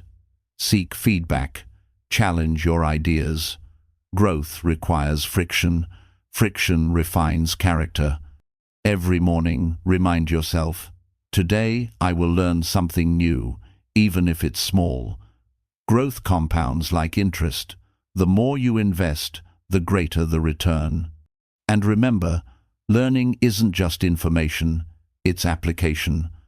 Knowledge unused fades. Knowledge lived becomes power. Contribution. The final stage of mastery. Once you've built strength and clarity, the next level is contribution, turning your growth outward. True mastery isn't measured by what you achieve, but by how you lift others along the way. You don't need a stage or a spotlight to inspire. You inspire simply by being consistent, kind, and authentic. Every time you lead by example, you create silent permission for others to do the same. Share your lessons, encourage someone else. Mentor, teach, serve. Helping others anchors your own transformation. It turns self-growth into shared growth. The balance of drive and rest. Being unstoppable isn't about constant hustle. Even the strongest engines overheat if they never rest. Renewal is part of discipline. Schedule silence. Take walks. Laugh. Sleep deeply. A tired mind can't be creative, and an overworked heart can't stay compassionate. The most productive people are not the busiest, they're the most balanced. They know when to push and when to pause. Rest doesn't slow you down, it sustains your speed. Redefining success. The world measures success by results. The unstoppable person measures success by alignment. You know you're succeeding when your actions match your values, when your progress feels peaceful, when you no longer need outside validation to feel worthy. Success is not the applause you get, it's the peace you keep. Ask yourself daily, am I proud of the person I'm becoming? If the answer is yes, you're succeeding. The legacy of the unstoppable. Legacy isn't what people say about you when you're gone, it's how your presence changes the room while you're here. It's built in quiet choices. Staying kind when it's easier to be cold, choosing integrity over convenience, helping without being asked. These are the moments that define your character. Every act of courage, every lesson shared, every truth lived, leaves an imprint far beyond your lifetime. Your journey never ends. The person you were 21 days ago began this path with uncertainty. The person reading this now carries awareness, strength, and vision. You've learned that you don't need permission to start, and you don't need perfection to continue. You only need the decision to never stop evolving. There will still be storms, setbacks, doubts, but now you know that they're not signals to quit, they're invitations to rise. You've built the inner architecture to adapt, to heal, to keep growing. You are no longer waiting for change, you are the change. You've learned to create energy instead of chasing motivation, to find purpose instead of waiting for direction, and to choose growth even when comfort calls. This is what unstoppable looks like. You are not fearless, you are courageous. You are not perfect, you are consistent. You are not finished, you are becoming. And that, more than anything else, is the essence of your new life. So keep moving forward, keep expanding, keep choosing truth over fear, progress over perfection, purpose over approval. You've built the foundation, you've become the architect. Now, build endlessly. Mantra: I am limitless, I am evolving, I am unstoppable. Chapter 9: The Infinite Journey, Living Beyond Limits. You've reached the final chapter, but if this book has taught you anything, it's that there is no real ending, only new beginnings. Transformation isn't a single event or a fixed destination. It's a living, breathing process that continues for as long as you do. Life doesn't stop changing, and neither should you. You began this journey by taking one courageous step, the decision to say yes to a new life.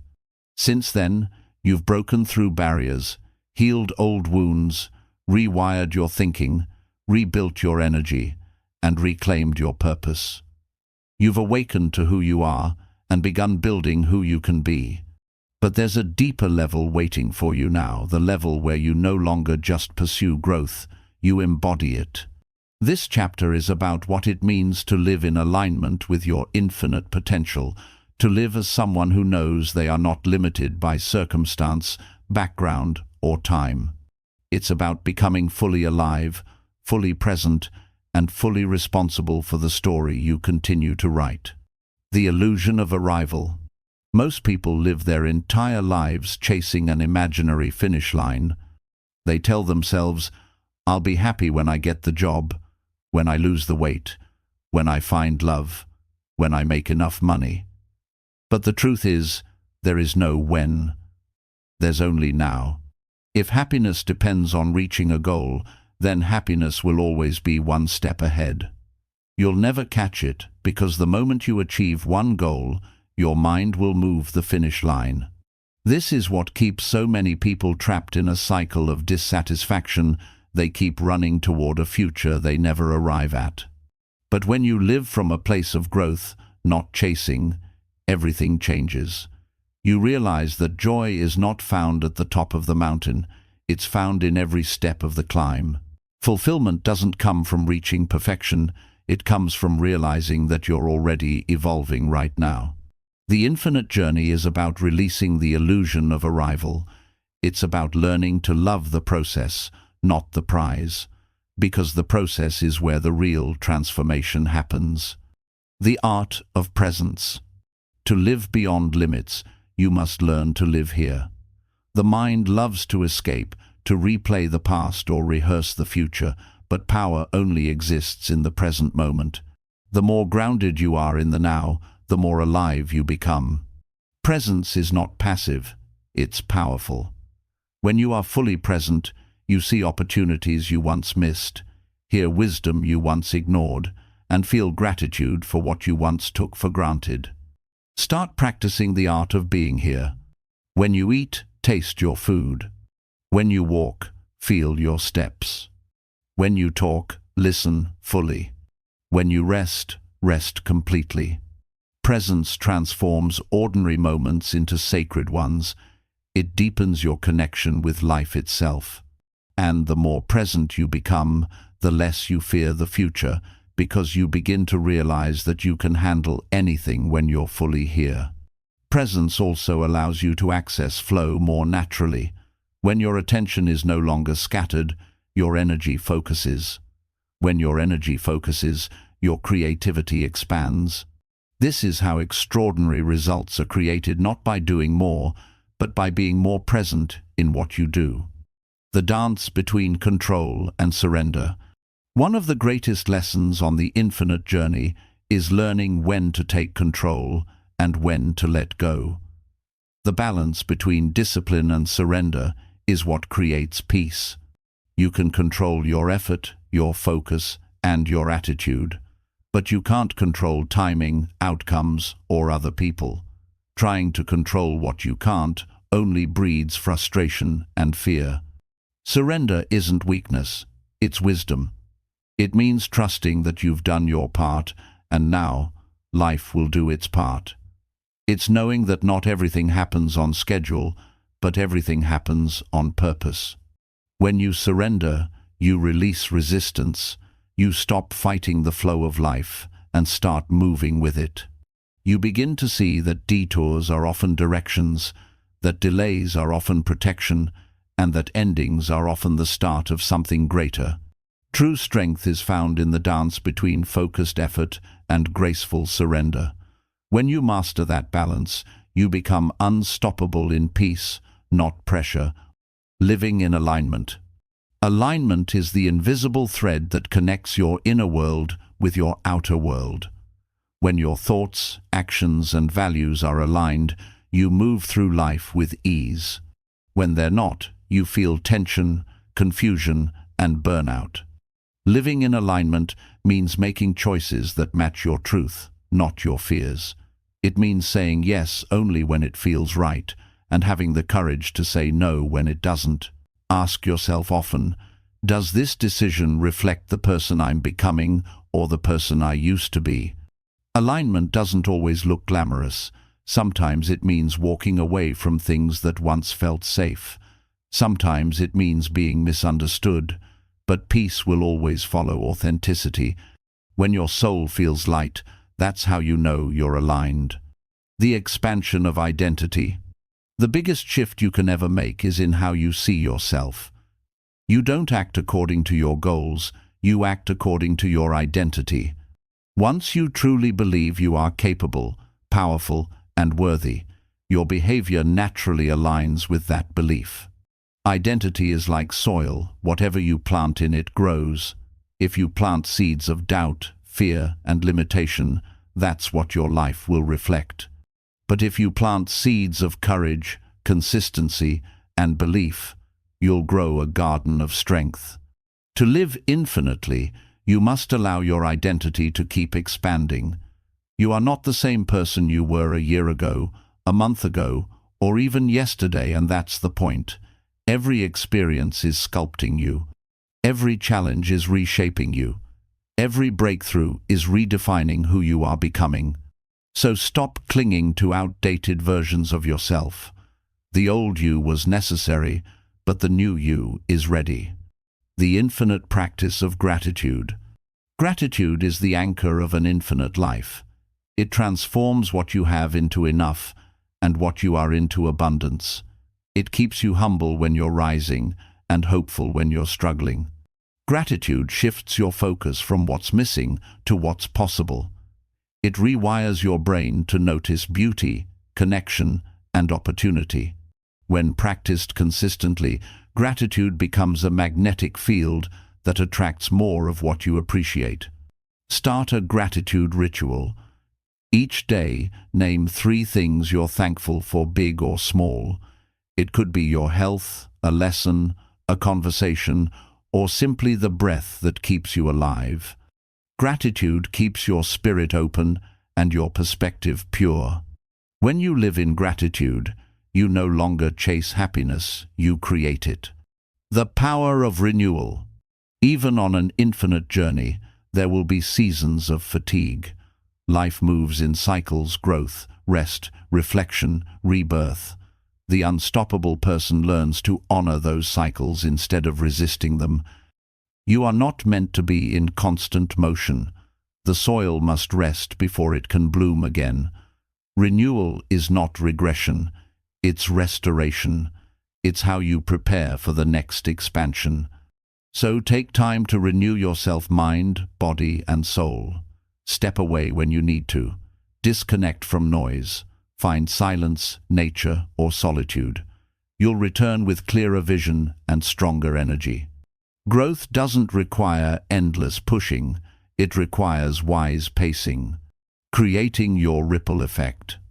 Every choice you make, every word you speak, every action you take sends a ripple into the world.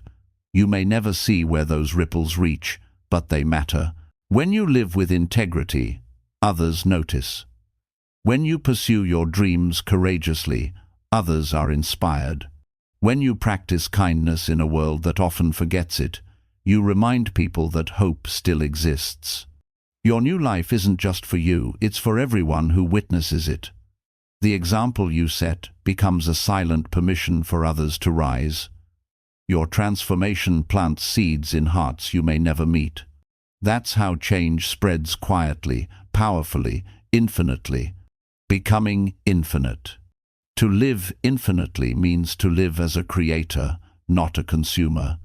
It means you stop waiting for the world to change and start realizing you are the world changing. You've discovered that your power isn't in controlling everything, it's in choosing your response to anything. You've learned that real strength comes from openness, not hardness, from love, not fear. Becoming infinite means embracing life fully, its joy, its pain, its uncertainty. It means showing up every day with curiosity instead of control. It means replacing "what if I fail" with "what if I fly." Your potential has no finish line. Every time you think you've reached your limit, life will show you there's more. More strength, more love, more possibility. You are not done. You are just beginning. Final reflection. As you stand at this point in your journey, pause and breathe. Feel the life flowing through you. Feel the strength you've built, the peace you've earned, and the wisdom you've gathered. You started this journey to create a new life, but in the process, you discovered something deeper. You discovered yourself. Now you understand that transformation isn't about becoming someone else. It's about remembering who you were meant to be before the world taught you to doubt it. The infinite journey is simply this: to keep awakening, keep evolving, and keep creating with love. You are no longer limited by fear. You are no longer bound by the past. You are infinite, an ever-growing expression of possibility, light, and purpose. So go forward boldly. Live with gratitude. Lead with grace. Grow without end. And whenever you forget how far you've come, whisper to yourself the truth that began it all. Give me 21 days, and I will give you a new life. Now, it's your turn to live it for the rest of your days. Chapter 10, The Mastery Within, Living as the Architect of Your Destiny. By now, you've walked through awakening, reprogramming, healing, rebuilding, and becoming. You've journeyed through reflection, discipline, and transformation. You've reached the point most people never get to: awareness of self-mastery. But mastery isn't about control. It's about understanding. It's about becoming the calm in the chaos, the steady hand in the storm, and the designer of your destiny. Mastery is not about being perfect. It's about being present. It's about knowing yourself so deeply that you can direct your energy, thoughts, and emotions toward what truly matters. It's about moving from reaction to creation, from survival to purpose, from chasing to attracting. This chapter is about what it means to live as the master of your mind, the steward of your emotions, and the architect of your life. The evolution of awareness. When you began this journey, you were perhaps unaware of the patterns driving your life, habits, fears, and subconscious beliefs that shaped your reality without permission. Now, you've seen behind the curtain. You've realized that your outer world is a mirror of your inner one. That's the beginning of mastery, awareness. You can't change what you can't see, but once you do see it, you can never unsee it. Awareness gives you power. When you're aware, you start noticing subtle things: how your body tightens when you feel fear, how your tone changes when you're defensive, how certain environments drain or elevate you. These signals are your internal compass. The more you pay attention, the more precise your direction becomes. Awareness is not about judgment, it's about observation. The moment you can watch your own thoughts without being swept away by them, you've stepped into mastery. You've become the observer instead of the reactor.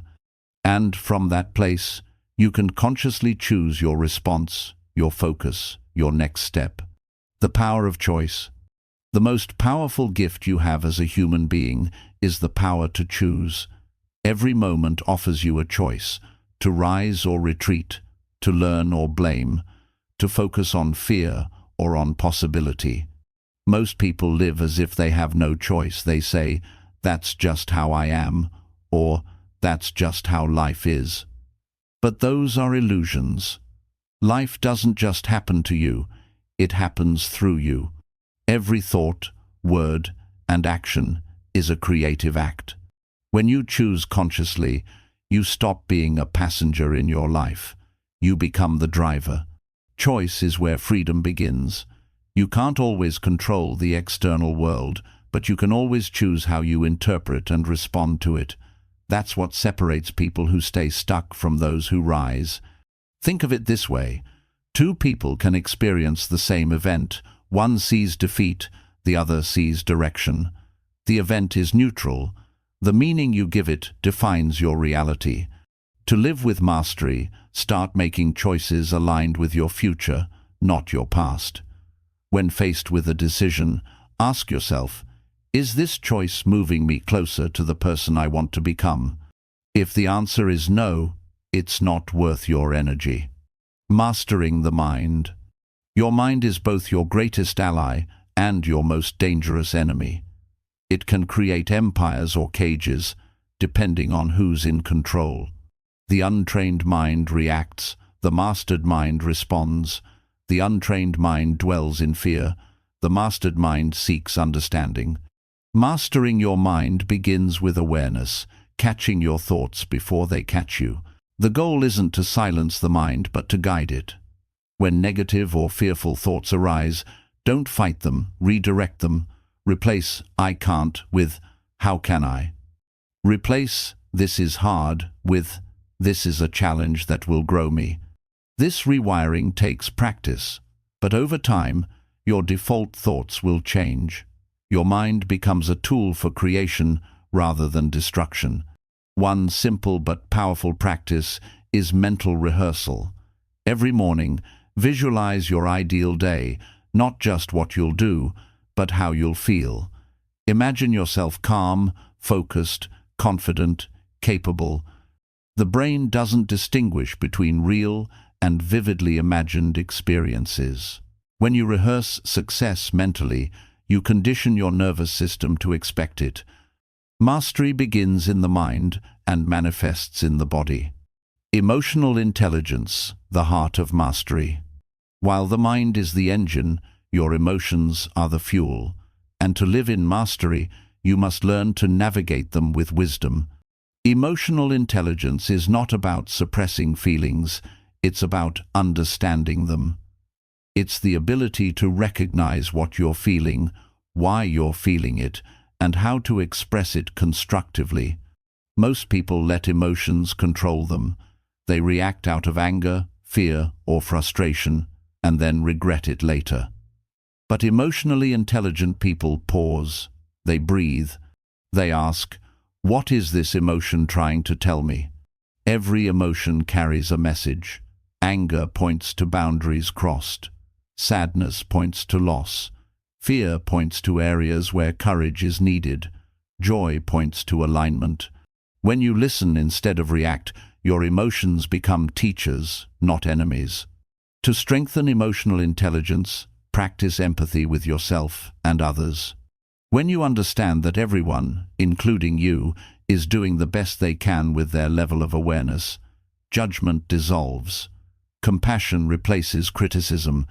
The more emotionally intelligent you become, the more peace you experience, because peace comes from understanding, not control.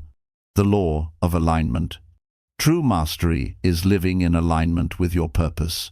When your actions reflect your values, your energy flows effortlessly. But when you act against your truth, resistance and burnout appear. Living in alignment means saying yes to what feeds your soul and no to what drains it. It's refusing to chase what doesn't fit your spirit, even if it looks good on paper. Ask yourself regularly, does this align with who I'm becoming? Your inner compass always knows the answer. You feel it, the quiet tug in your gut when something isn't right, the spark in your chest when something is. The more you listen to that inner voice, the less confusion you'll experience. Alignment doesn't mean life becomes easy. It means it becomes authentic. You may still face challenges, but you'll face them with clarity instead of chaos. The discipline of balance. Mastery requires balance between action and stillness, ambition and gratitude, creation and rest. Too much motion leads to burnout. Too much stillness leads to stagnation. The key is rhythm. Just as your breath alternates between inhale and exhale, your life needs cycles of expansion and recovery. Work hard, then disconnect. Dream big, then ground yourself in presence. Balance also means not letting one area of life dominate the others. Success in business means little if your relationships are empty. Spiritual growth means little if you neglect your body. True mastery is holistic. It includes mind, body, heart, and soul. Create rituals that honor balance. Schedule time for silence, laughter, nature, and connection. Protect those moments fiercely. Balance isn't found, it's created. The flow of creation. As you deepen into mastery, you'll begin to experience a new rhythm flow. Flow happens when your actions, thoughts, and emotions merge into one seamless movement. It's that state where time disappears and effort becomes effortless. You can't force flow, you can only create the conditions for it. Flow arises when you are fully engaged, when challenge meets skill, and when purpose meets presence. When you live in flow, you stop chasing outcomes. You begin creating from inspiration, not obligation. You trust the process because you are the process. This is what it means to become the architect of your destiny, not controlling every detail, but aligning so deeply with purpose that creation happens through you, not by you. Mastery as service. At the highest level of mastery, life stops being about self-improvement and becomes about self-expression. You stop asking, "What can I get?" and start asking, "What can I give?" True masters use their gifts to serve not out of obligation, but out of overflow. They understand that purpose and service are inseparable. The more you grow, the more capacity you have to uplift others. When you live this way, every act becomes meaningful. Your work becomes service. Your words become light. Your presence becomes medicine. You realize that mastery isn't about reaching the top, it's about helping others climb.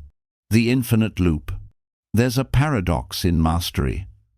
The more you master, the more you realize there's no end to it. The deeper your awareness grows, the more you see how much there is still to learn, to experience, to love. That realization is freedom, because mastery is not a mountain you conquer, it's a horizon that keeps expanding as you walk toward it.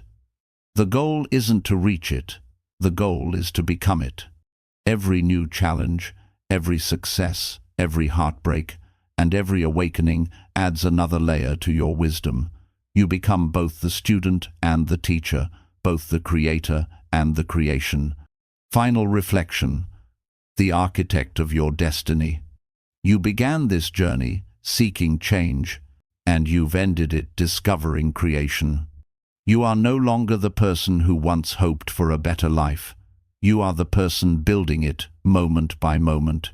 Mastery is not a reward. It's a responsibility to live with awareness, to act with integrity, and to love with courage.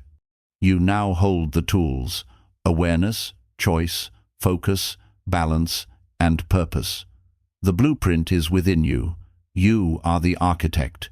You decide the design, the details, the direction. And as you continue to build, remember, your life is not a project to complete. It's a masterpiece in progress. Every day adds a new brushstroke. So, live boldly. Lead with love. Move with intention. Keep expanding. Because the ultimate truth of mastery is this: you were never meant to be limited. You were meant to create limitlessly. Your life is your canvas. Your purpose is your paint. And the masterpiece has only just begun. Chapter 11. Legacy and Light. Leaving your mark on the world. You've journeyed through awakening, growth, and mastery. You've learned how to live intentionally, to build with purpose, to transform pain into power, and to stand tall in your truth. But there's one final layer of transformation, the one that extends beyond your own life. It's the legacy you create, the light you leave behind, the ripple of who you are that continues long after you're gone. This chapter is not about success, status, or recognition. It's about impact. It's about living in such a way that your existence becomes a gift to others, that the people who cross your path leave better, stronger, and more hopeful because of you. Legacy isn't about what you own, it's about what you plant. It's about the seeds of kindness, courage, and inspiration that grow in others because you chose to live authentically. The true meaning of legacy. When people hear the word legacy, they often imagine monuments, wealth, or fame, something grand that survives time. But real legacy is quiet. It's built in the everyday moments, in how you show up, how you listen, how you love, and how you live. Legacy is not built in one great act. It's built in thousands of small choices. It's built when you choose patience over anger, truth over comfort, compassion over judgment. It's in the text you send to check on a friend, the words of encouragement you give to someone who's struggling, the forgiveness you offer when it's hardest to give. Your legacy begins the moment you decide to live with intention, to live as a force of good, a presence of light. Ask yourself, when people remember me, what feeling do I want to leave behind? Not what achievements, not what possessions, but what feeling. That feeling is your true legacy. Living beyond the self. At the heart of legacy is a shift in perspective from me to we. You've spent these 21 days building the best version of yourself, but now, the next evolution is using that version to lift others. When you reach this stage of transformation, you begin to realize that fulfillment doesn't come from accumulation, it comes from contribution. You stop asking, "What can I get from life?" and start asking, "What can I give to life?" Contribution is not always visible. It's not about changing the whole world. It's about changing your world, the space within your reach. It could be your family, your workplace, your community, or even one person who looks up to you. When you focus on giving, something magical happens. The more you pour out, the more the universe pours back in. Because energy, like love, multiplies when shared. You don't need to have everything figured out to make a difference. You just need to care enough to act. The power of influence. You may not realize it, but you influence people every day. Someone watches how you handle pressure. Someone observes how you treat others. Someone hears how you speak about your dreams, and it gives them permission to believe in theirs. Influence doesn't require authority. It requires authenticity. People are not inspired by perfection. They're inspired by honesty. When you share your struggles and show how you rose from them, you make growth relatable. You show others that transformation is possible for them too. Your story has power.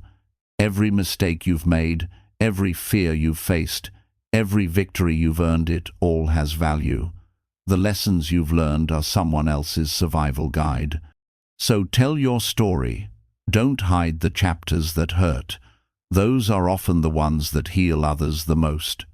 When you live openly, you give others permission to do the same. That's legacy, not through preaching, but through being. The ripple effect. Imagine dropping a single pebble into a still pond. The ripples move outward, touching every part of the surface. That's how your energy works. Every word, every action, every thought sends ripples into the world. Kindness ripples. So does bitterness. Hope ripples. So does fear. The question is, what kind of ripple are you sending? Legacy is the art of sending ripples of light, of being mindful of how your presence affects others. It's recognizing that every interaction is an opportunity to uplift, to inspire, or to heal. Think about the people who changed your life. A teacher, a friend, a mentor, maybe even a stranger who said something at the right time. They may have forgotten that moment, but you didn't. That's how powerful a single ripple can be. You have that same power, every day, every word, every choice. Living your legacy now. Most people think of legacy as something that begins after death. But legacy starts while you're alive. It's how you live, how you lead, and how you love right now. Start asking yourself daily, what kind of mark am I leaving today? It could be as simple as bringing positivity into your workspace, listening deeply to someone who feels unheard, creating something meaningful, standing up for what's right, even when it's hard, living in alignment with your truth. Legacy is not something you plan for later. It's something you practice today through every word you speak, every person you help, every value you embody. The legacy of character. Long after your achievements fade, people will remember your character.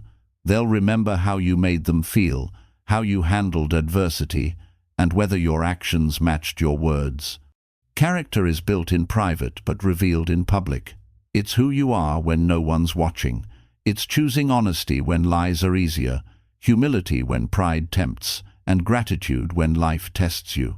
True character is not about never falling. It's about always getting back up with integrity. It's about standing tall, even when standing alone. When you live with strong character, your legacy builds itself. Because character leaves an imprint on hearts, and hearts never forget. Passing the torch. At some point, every leader, teacher, and dreamer faces the moment where they pass their knowledge on, not because their journey is over, but because growth multiplies when shared. Passing the torch means teaching others what you've learned, the lessons, the habits, the mindset. It's guiding those behind you so they can go further, faster, and with more wisdom. Legacy grows when you lift others, because your success becomes truly meaningful only when it inspires another. Mentorship doesn't have to be formal. It can be through example, through encouragement, or through simply living your truth loudly enough for others to see. Every generation rises because the one before it had the courage to share its light. Be that person for someone else.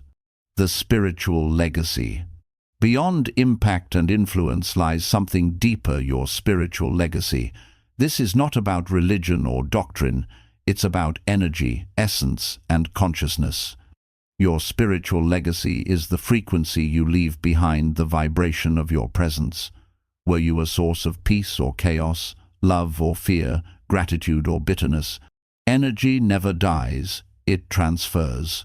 When you operate from love, you leave traces of healing wherever you go. When you live with compassion, people feel safe around you. When you embody authenticity, others feel permission to do the same. This is how your spirit lives on, through the energy you share. So be intentional with the vibration you carry. Walk lightly, speak kindly, love deeply. You never know who needs the light you're holding. Living in service. The highest form of legacy is service. It's not about recognition. It's about contribution. It's doing what you can, with what you have, to make the world a little brighter. Service doesn't have to be grand. It can be simple and still sacred. A kind gesture, a moment of patience, a smile that restores someone's faith in goodness. When you serve from a place of love, not obligation, the energy you give out returns multiplied. Service nourishes the soul. It reminds you that you are part of something bigger than yourself. You are one thread in a vast, beautiful tapestry, and the more light you weave into your part, the stronger the entire pattern becomes. The light you leave. When your time in this world is done, people won't remember every detail of your journey. They'll remember your light. They'll remember the calm in your voice when others panicked. They'll remember your laughter. They'll remember how you made them feel seen, heard, and valued. That's your real legacy, the energy of love and growth that continues to move through lives you've touched, even after you've gone. And perhaps one day, someone will whisper your name with gratitude, not because of what you gave them, but because of who you helped them become. Final reflection: living as the light. Legacy isn't something you leave behind. It's something you live every day. It's not about being remembered. It's about being meaningful. You don't have to wait to start creating your legacy. You're creating it now, with every act of courage, kindness, and consistency. You've transformed yourself. Now, your life itself becomes the message proof that change is possible, that healing is real, that greatness lives in ordinary moments. So live boldly, love deeply, leave light wherever you go. Because in the end, the greatest legacy you can leave is not wealth or fame. It's the reminder that being fully human, fully alive, and fully kind is the most extraordinary thing of all. You began this journey wanting a new life. You end it realizing that you've become a new light. And lights, true lights, never fade. They only spread. Chapter 12. The Eternal Becoming, the Life Beyond the 21 Days. This is not the end. It never was meant to be. The last page of this journey isn't a period, it's a doorway. What you've built over the last 21 days was never about temporary motivation or short-lived discipline. It was about awakening a way of being that lasts for life. You've learned to listen to your mind, to trust your heart, to heal your wounds, and to rise above the limits that once held you down. But now comes the most important lesson of all: how to keep becoming. This final chapter is not about how to finish the journey. It's about how to live inside it. Because true transformation never ends. It deepens, it refines, it expands. You are not a finished product. You are a living process, a continuous unfolding of potential.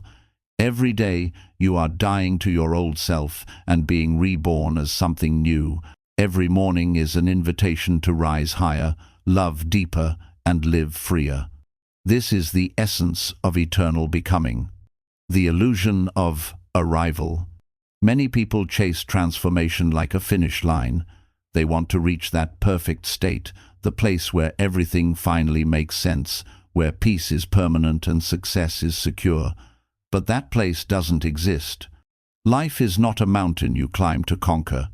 It's an ocean you learn to sail, unpredictable, deep, and ever-changing. The belief that one day I'll arrive is the very trap that keeps people stuck. Because arrival suggests an ending, and endings create complacency. The moment you believe you've arrived, growth stops. Eternal becoming is about embracing the fact that you'll never be done, and that's the beauty of it. There will always be new layers to peel, new truths to discover, and new strengths to uncover. The goal is not to reach perfection. The goal is to keep evolving with grace. The moment you accept that life has no final destination, you free yourself from pressure. You stop rushing. You start living. The rhythm of expansion. Life moves in rhythms: inhale and exhale, rise and fall, birth and death, creation and rest. Growth follows the same pattern. You expand, then you pause, then you expand again. There will be days when you feel unstoppable, when everything flows effortlessly, and there will be days when nothing seems to move. Those slower seasons are not failures, they are part of the rhythm. Expansion requires integration. After every breakthrough comes stillness, a moment to absorb what you've learned before you rise again. Think of it like planting a tree. You don't tug on the roots to make it grow faster. You nourish it, protect it, and trust the process. Growth is happening even when you can't see it. Eternal becoming honors both movement and stillness. It knows that rest is not the opposite of progress, it's the foundation of it. The art of rebirth. There will be moments in your life when everything falls apart, when the things you once identified with no longer fit, when the paths you once walked end suddenly. Those are not the end of your story. They are invitations to rebirth. Rebirth is not comfortable. It's messy, uncertain, and often painful. But it's also sacred. It's the process of shedding what no longer serves you and stepping into who you were meant to become. You've already experienced this during the 21 days, small deaths of old habits, old fears, old versions of yourself. Each death created space for new life. Eternal becoming means learning to embrace these moments instead of fearing them. It means trusting that when something falls away, it's making room for something greater. You cannot hold on to the old and step into the new at the same time. You must be willing to let go.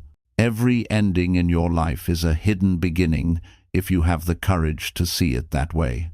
The continuum of self. There's a version of you that existed yesterday, one that thought certain things, felt certain fears, and believed certain limitations. Today, you are different. Tomorrow, you'll be different again. You are a continuum, a living timeline of experiences, memories, and transformations. The person you were at the beginning of this journey would hardly recognize who you are now. But here's the truth. Both versions are you. Both are sacred. The past version built the foundation. The present version builds the path. The future version builds the vision.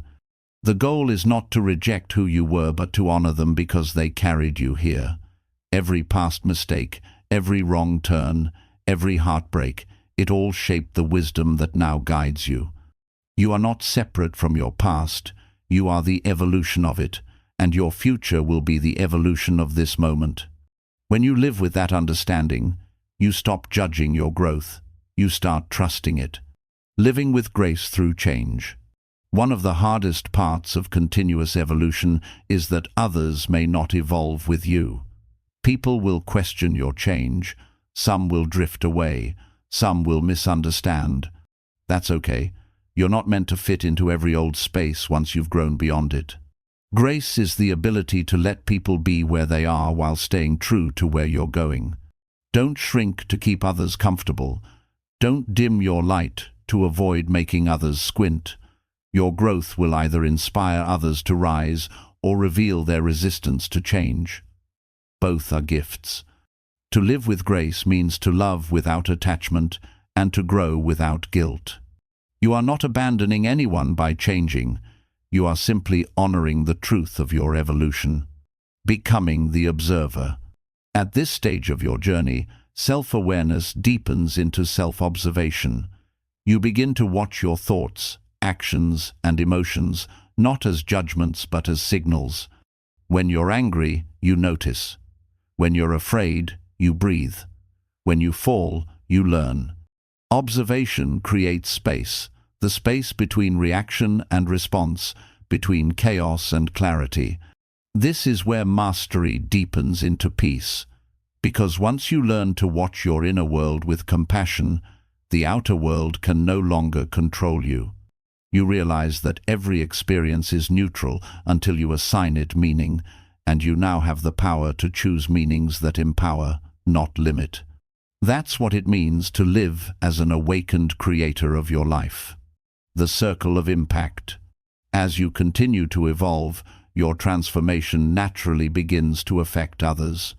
The people around you feel your peace, they sense your strength. They watch how you handle challenges with calmness and courage, and they start to shift too.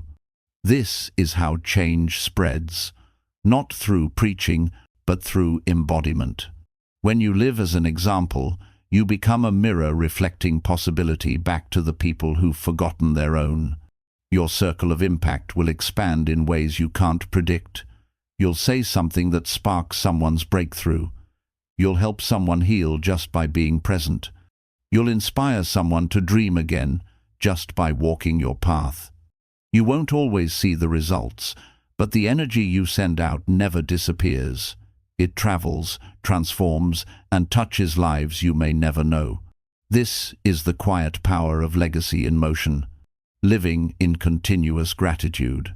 Gratitude is the anchor that keeps you steady through every season of becoming. It turns growth into grace.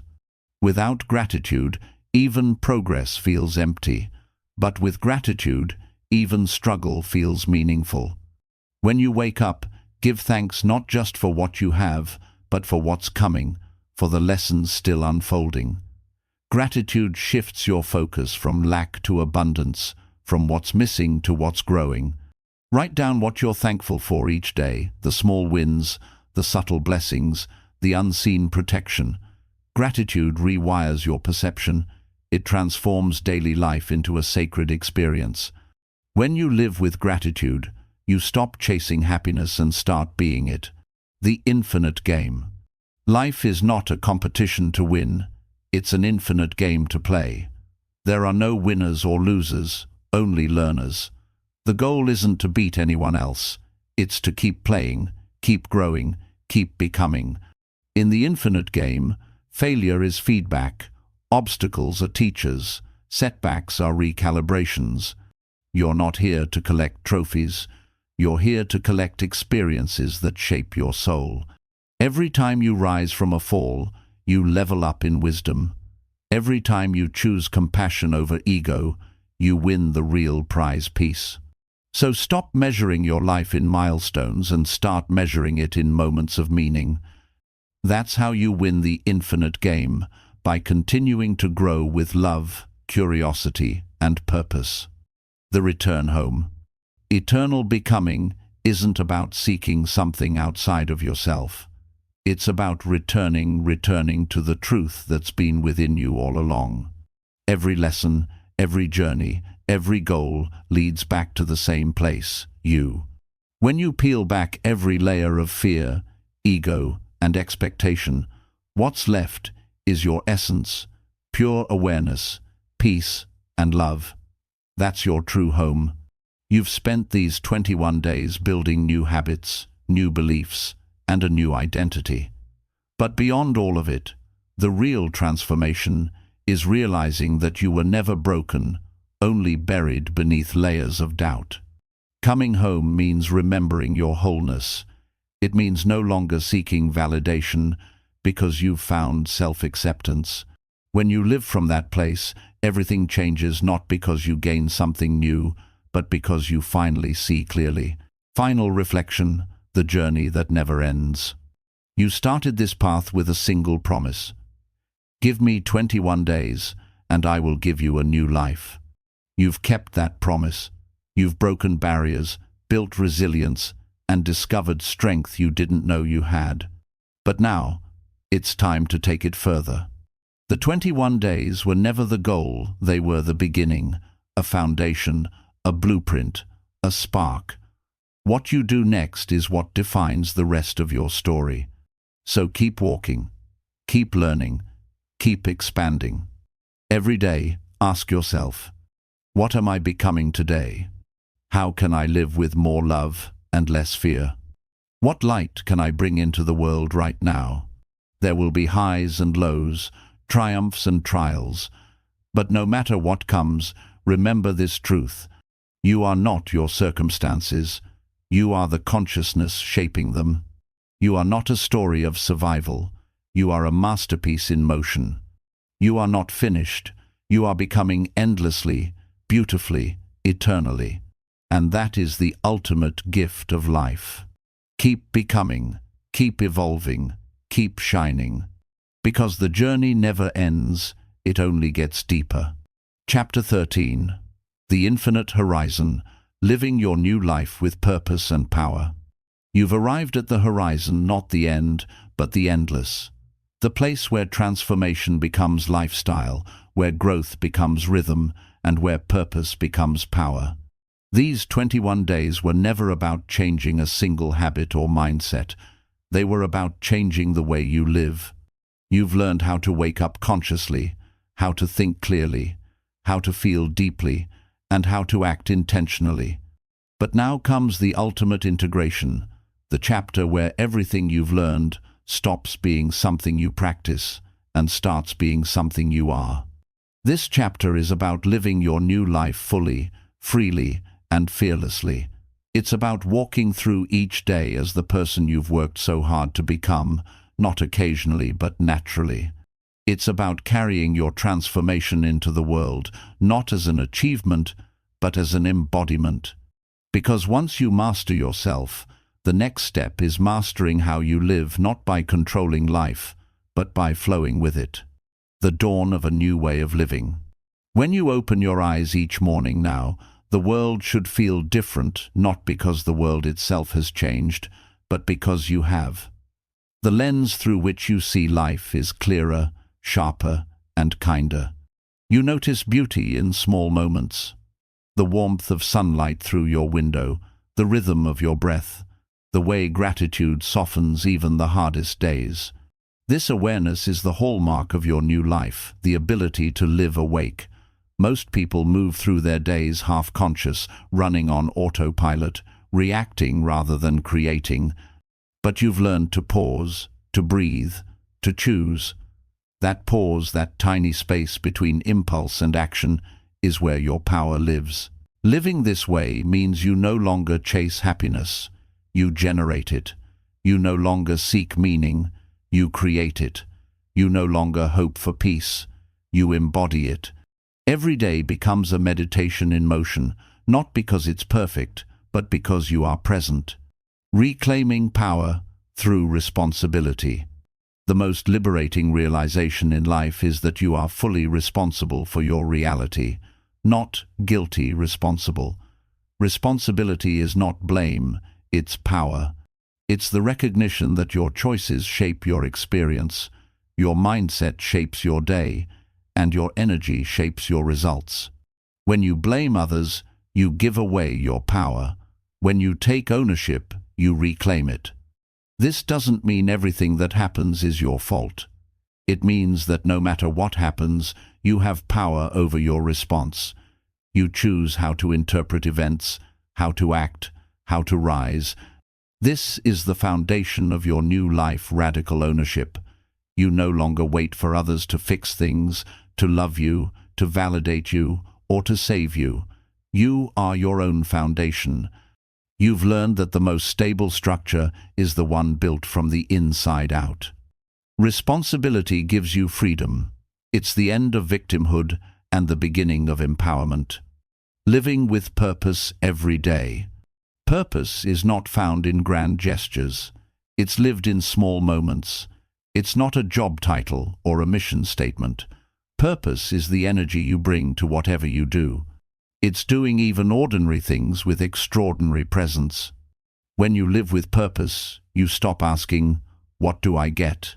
and start asking, "Who am I becoming as I do this?"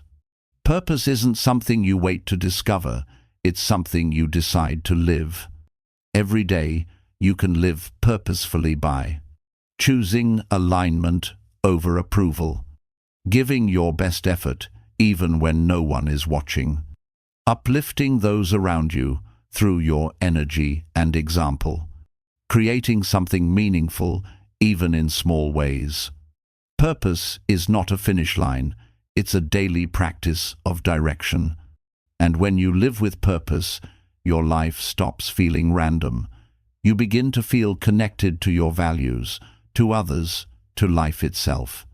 The energy you carry. Your energy precedes you. It walks into rooms before you speak. It fills conversations without words. It shapes how people feel around you. Your new life depends not only on what you do, but on what energy you bring into each moment. If you carry calm, you spread calm. If you carry chaos, you spread chaos. You've learned that energy is not something that just happens to you. It's something you cultivate.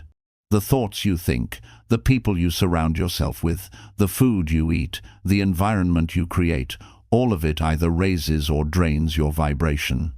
Guard your energy as sacred. Protect your peace like it's oxygen. Spend time in spaces and with people that elevate you.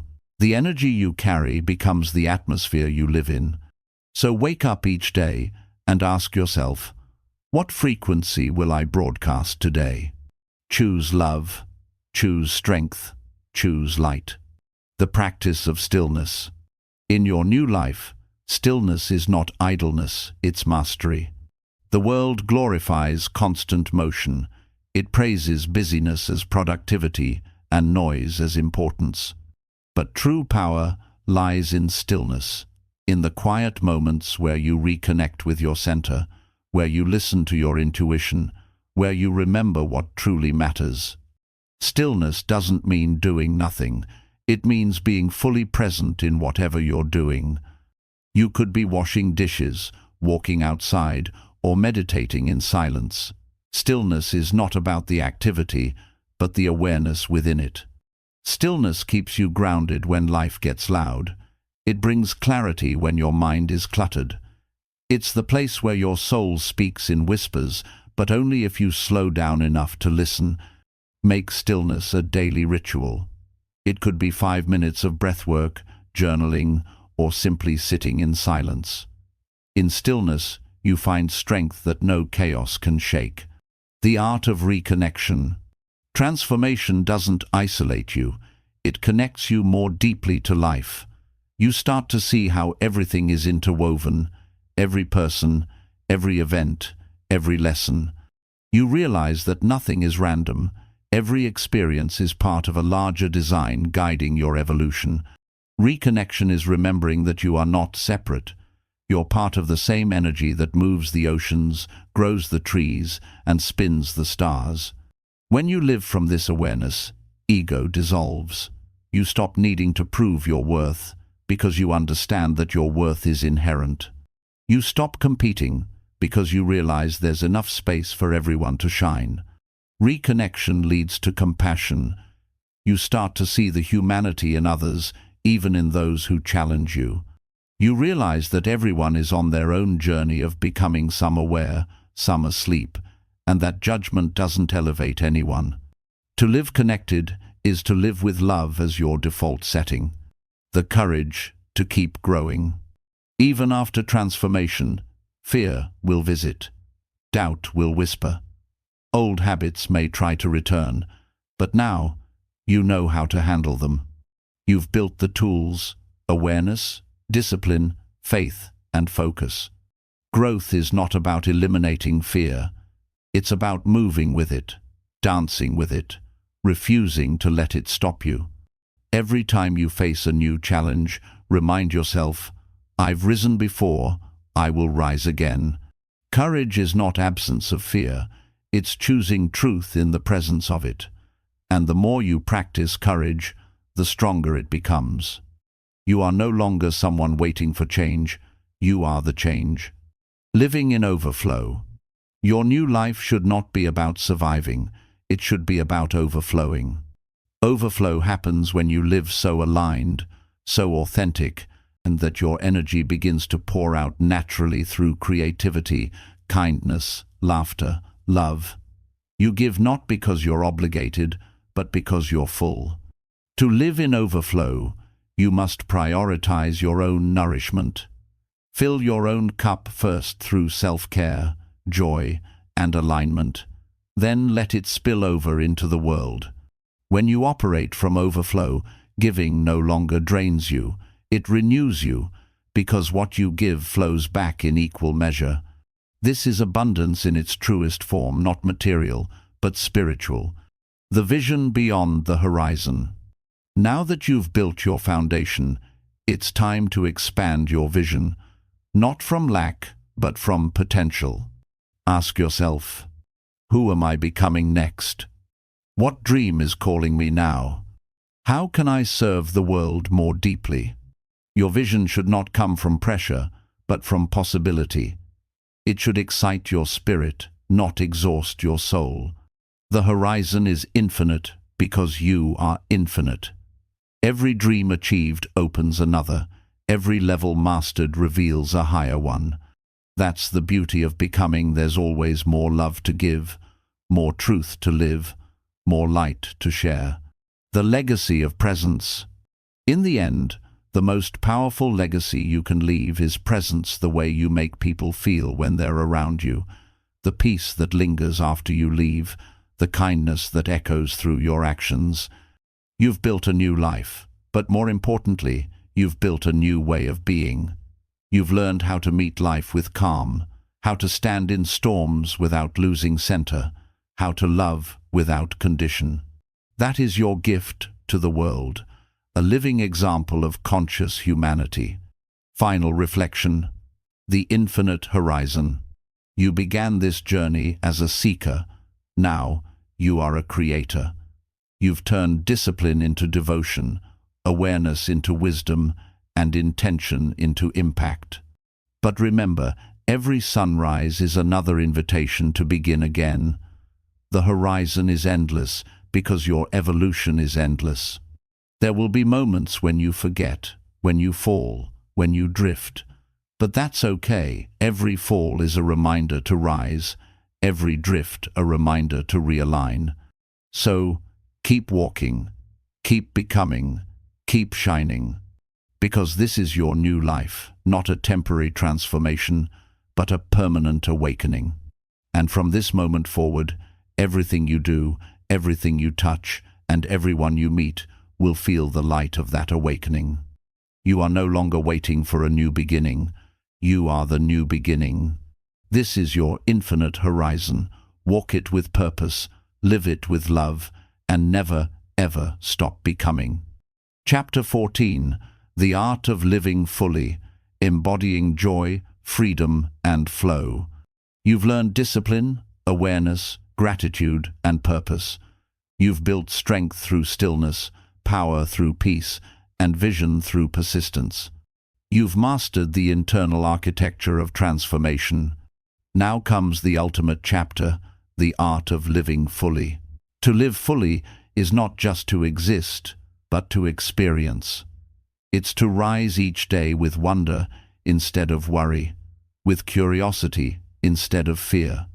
It's to participate in life with open hands and an open heart, to feel the pulse of existence in every breath. Living fully is what this entire journey was leading to, because transformation without joy is incomplete. Freedom without presence is hollow. You've done the inner work to heal and grow.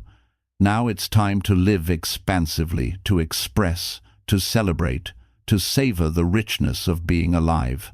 This chapter is your invitation to step beyond self-improvement and into self-expression, to move from seeking meaning to living it. The essence of a full life. Living fully doesn't mean you'll always be happy or that life will be free of struggle. It means you'll meet every moment, the highs and the lows, with open awareness. You'll no longer resist life's changes, you'll dance with them. The essence of a full life lies in presence.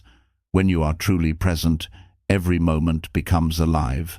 The sunlight feels warmer, conversations feel deeper, the air feels fresher.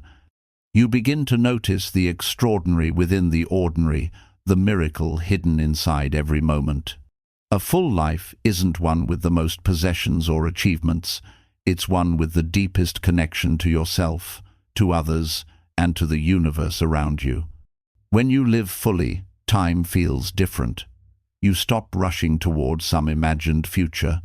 You slow down enough to truly see, hear, and feel. Life stops being a checklist and becomes a masterpiece of experiences. The freedom to feel. One of the greatest barriers to living fully is emotional avoidance. We fear pain, so we numb it. We fear rejection, so we build walls.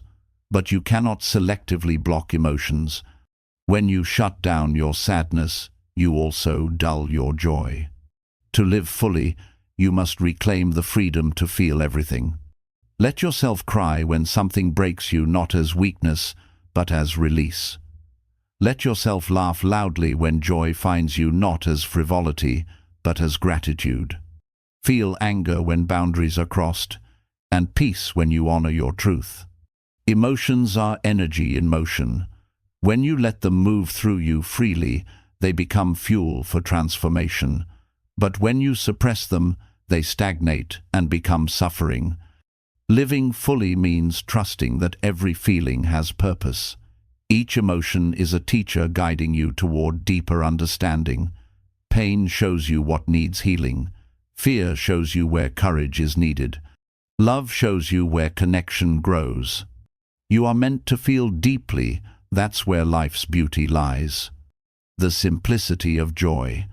Joy isn't something you find. It's something you create, often in the simplest moments.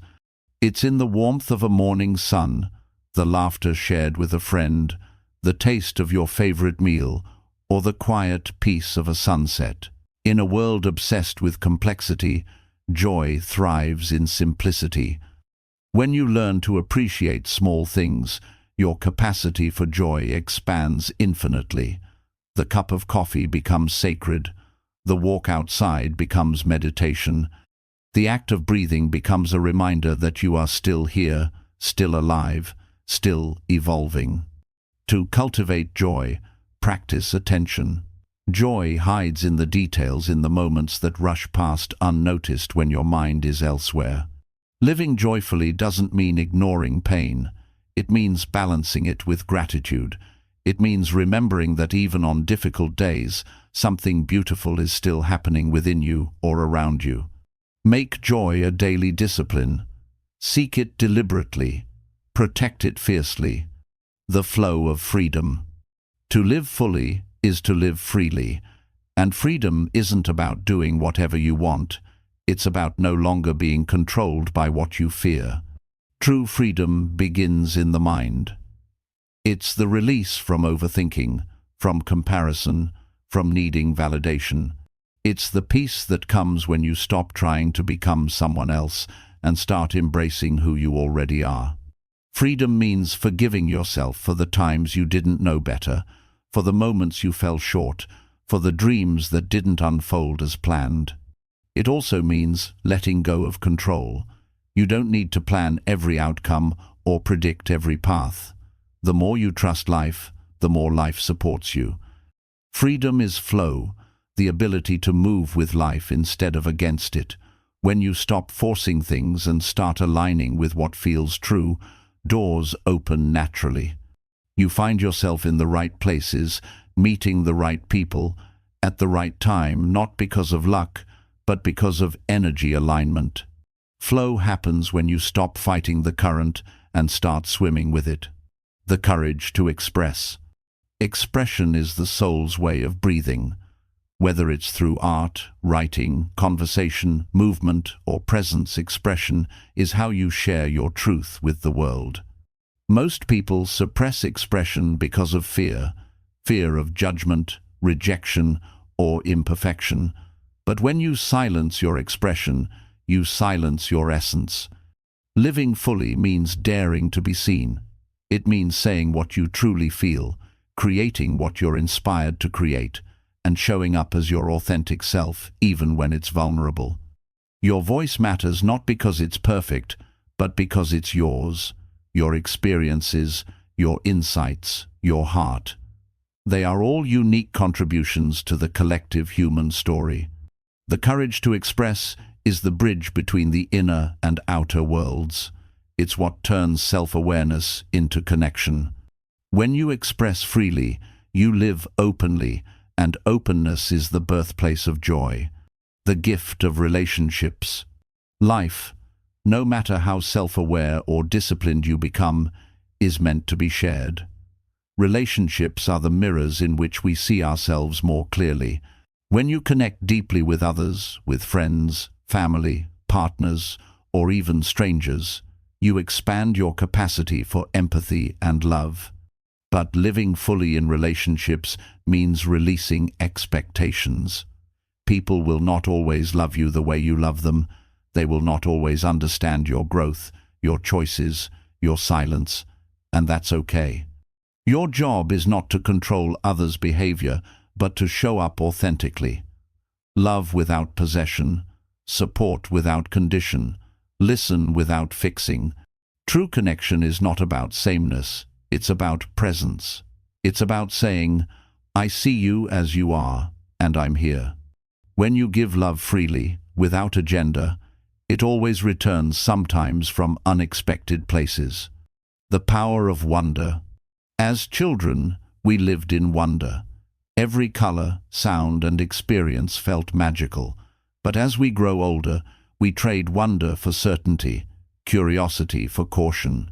To live fully, you must reclaim wonder. Wonder is not childish, it's sacred. It's the openness that allows life to surprise you. It's the humility to admit that you don't have all the answers, and the excitement to keep discovering more.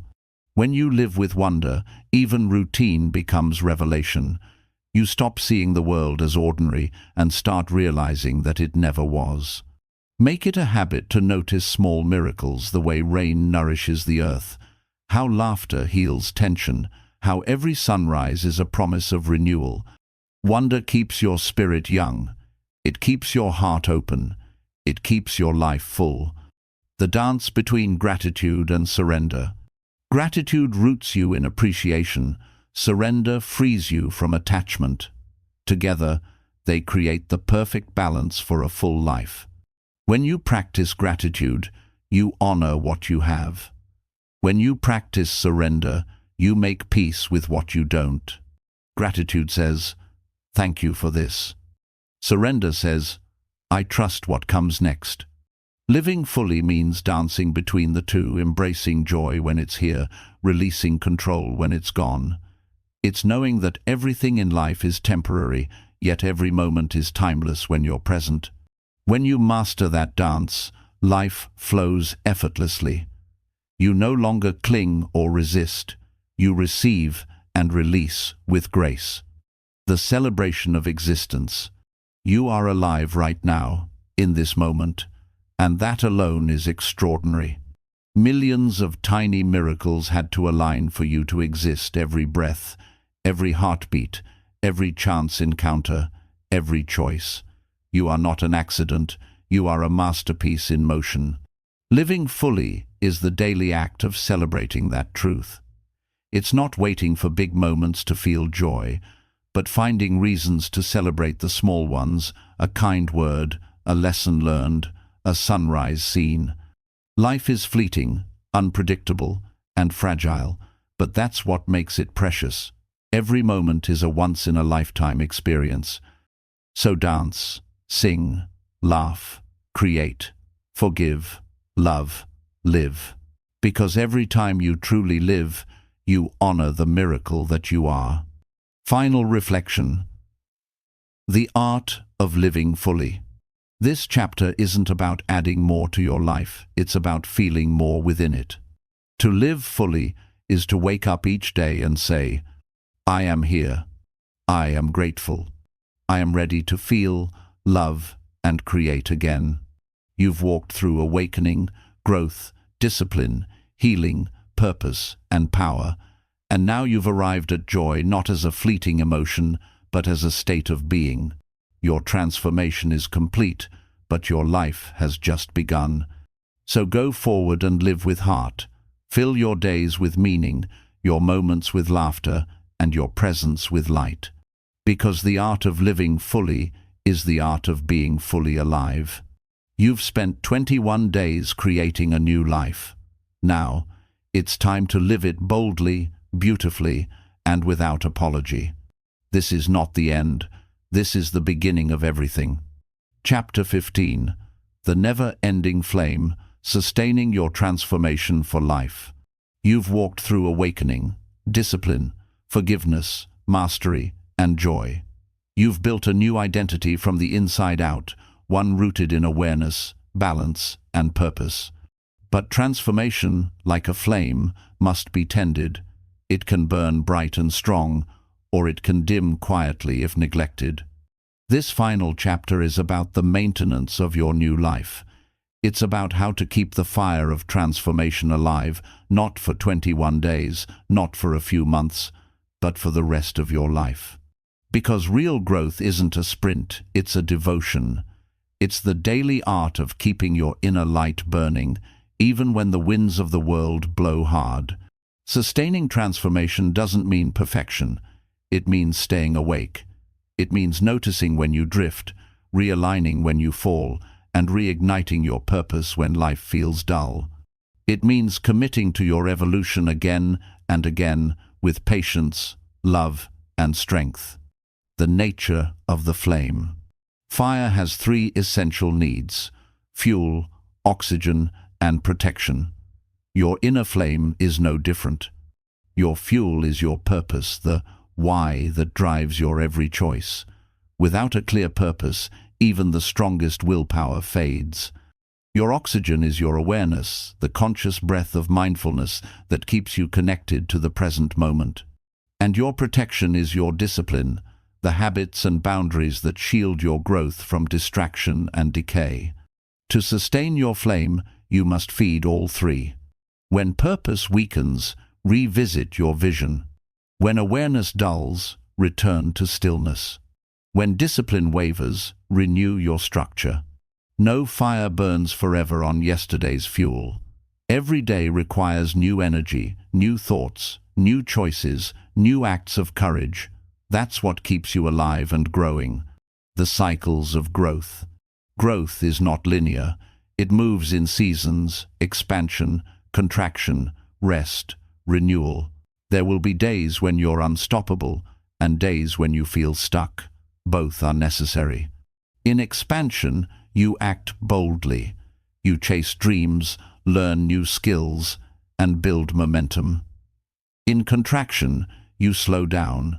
You reflect, integrate, and recalibrate.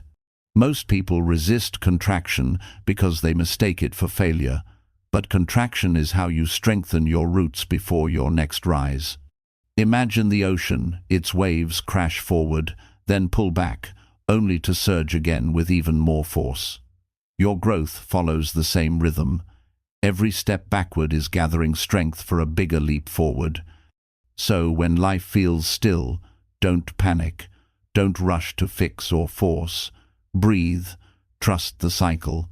The flame is not out, it's refining itself for the next blaze. Renewal through reflection. To sustain your transformation, you must make reflection a lifelong practice. Reflection is like tending a garden, clearing weeds, nourishing soil, and planting new seeds of awareness. Set aside time each week or month to ask yourself, what did I learn recently? What patterns are reappearing in my life? Where am I aligned and where am I drifting? What am I grateful for right now? Reflection keeps you honest. It reveals the subtle ways old habits try to return, the quiet whispers of doubt that sneak back in. When you bring them into awareness, they lose power. Journaling can be your most powerful tool for this. It's not just about recording thoughts, it's about conversing with your own evolution. Over time, those pages become a map of your becoming, proof of how far you've come, and a compass for where you're headed next. Reflection turns experience into wisdom. Without it, growth remains incomplete. Reigniting motivation. Even the brightest flame can dim when life grows heavy. Routine can dull excitement. Challenges can test resolve, and monotony can whisper, "What's the point?" When motivation fades, don't chase it, reignite it. Return to your why. Revisit the person you used to be before you started this journey, the one who longed for change, who felt trapped in habits and fears. Remember what it felt like to dream of freedom. Then, remind yourself that you've already done the impossible once. You broke patterns, you faced fears, you transformed. That same power still lives in you. To stay inspired, keep feeding your mind with what uplifts it. Read, listen, learn, connect with people who challenge and energize you. Motivation isn't something you find outside of yourself. It's something you recreate inside yourself by choosing to remember your own strength. The power of ritual.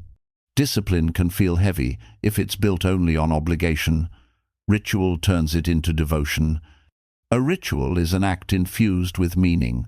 It's brushing your teeth with gratitude, drinking your morning tea with intention, journaling not to record your life but to understand it. It's lighting a candle before meditation as a symbol of your own inner flame. Rituals ground your transformation. They remind you daily of who you've become and who you're still becoming. Create rituals for morning alignment, a few minutes of gratitude, breathwork, or visualization. Evening reflection, reviewing the day, forgiving yourself, setting intentions for tomorrow. Weekly renewal, nature walks, silence, creative play. These small, consistent acts become anchors in the tides of life. They keep your inner fire steady when the outer world storms. The challenge of complacency. The greatest threat to sustained transformation isn't failure, it's comfort. Success can quietly become the new trap. Once you've improved, it's tempting to relax, to settle, to say, "This is enough." But comfort dulls growth. It slowly extinguishes the flame that once burned for change. To live in continuous evolution, you must stay humble enough to remain a student. Stay curious, ask questions, try new things, push yourself beyond routine. The moment you stop seeking, life starts shrinking. The flame that once lit your path begins to flicker. You don't need to constantly reinvent your life, but you do need to stay awake. Complacency whispers, "You've done enough." Growth answers, "There's still more of me to discover." Reconnection through community. No flame can burn in isolation forever. Eventually, it needs connection, shared energy to keep it alive. Surround yourself with people who remind you of your strength when you forget it. People who challenge you to rise, not shrink. People who see your potential, not your excuses. Community creates accountability. It fuels inspiration. It offers perspective when you can't see your own progress. And just as others uplift you, you must also become a source of light for them. Inspire through action, not words. Listen deeply, encourage quietly. Remind others that change is possible because you are living proof. When flames gather, they don't compete. They merge, creating greater warmth and brilliance. The grace of falling and rising. No one sustains transformation perfectly. You will stumble. You will forget. You will have days when fear wins and doubt returns. But those moments don't erase your progress, they refine it. Falling doesn't mean you've failed. It means you're still learning how to walk at a higher level. The key is how quickly you return. Don't shame yourself for slipping. It's part of the rhythm of mastery. Pause, breathe, reflect, and rise again. Each return strengthens your resolve. The difference between those who sustain change and those who lose it isn't strength, it's the willingness to keep starting again. Every sunrise is a second chance to remember who you are. Evolving purpose. As you grow, your goals will shift. The dreams that once defined you will outgrow you. This isn't confusion, it's evolution. Your purpose will expand with you from survival to service, from personal growth to collective impact. Allow it. Don't cling to old definitions of success. The version of you from 5 years ago could never have imagined who you are today. Likewise, the version you're becoming will surpass even your current imagination. Keep asking, What does my soul want to create now? How can I contribute more deeply? Purpose evolves, but the essence remains to grow, to give, to live fully awake. Rest as a sacred practice. Your flame doesn't burn endlessly without rest. Even the sun sets. Even fire flickers low before it blazes again. Rest isn't laziness. It's preparation. It's the stillness that sharpens your focus, the silence that recharges your spirit. Learn to rest without guilt. Sleep deeply. Disconnect from screens. Spend time in nature. Meditate. Laugh. Play. Your body is the vessel of your transformation. Honor it. Without rest, your flame burns out. With rest, it burns brighter. Balance isn't found in constant motion. It's found in knowing when to pause. The eternal flame within. As you close this book, remember, the true transformation wasn't in the pages, it was in you. You lit this fire. You chose this journey. You did the work. No one can take that from you. Your flame is eternal because it's powered by awareness, and once awareness awakens, it never fully sleeps again. You may dim for a time, but you will always reignite. Your purpose now is not just to keep your own flame alive, but to pass it forward to light the torches of others still wandering in their dark nights. Not by preaching, but by being. By living your truth, you become the living proof that change is possible, that growth is endless, and that light always returns. This is your legacy. Not a perfect life, but a luminous one. Final reflection. Keep the fire alive. You began this journey asking for a new life. What you found was something deeper, the power to create new life within every day.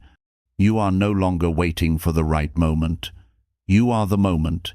You are the flame, the spark, the fire.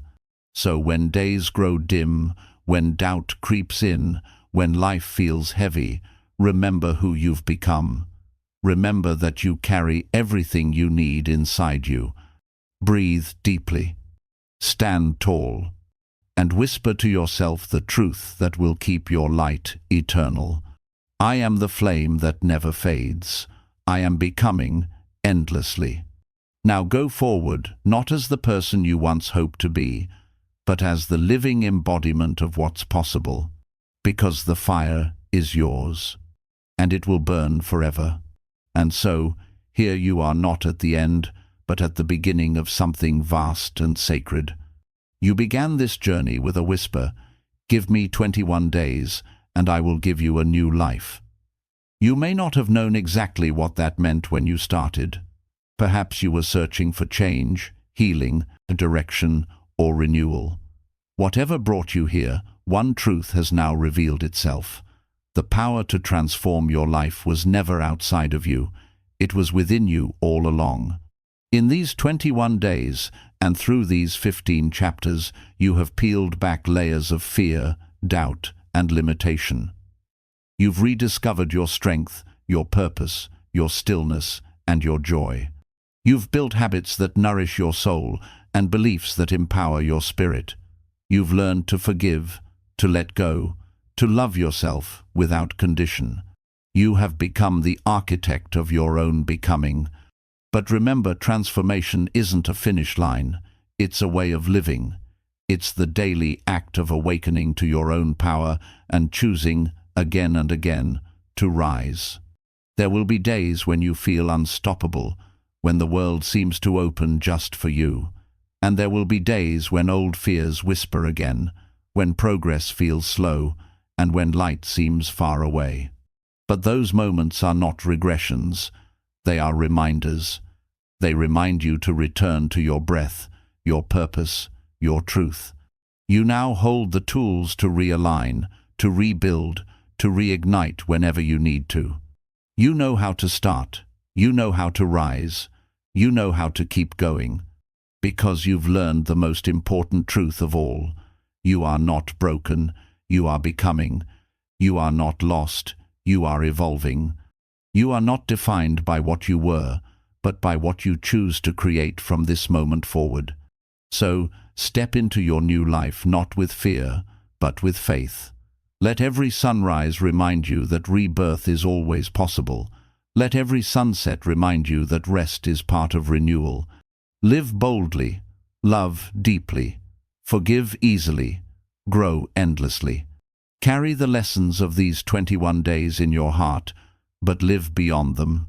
Let your life become the proof that transformation is real, that hope can be rebuilt, that strength can be learned, and that joy can be chosen.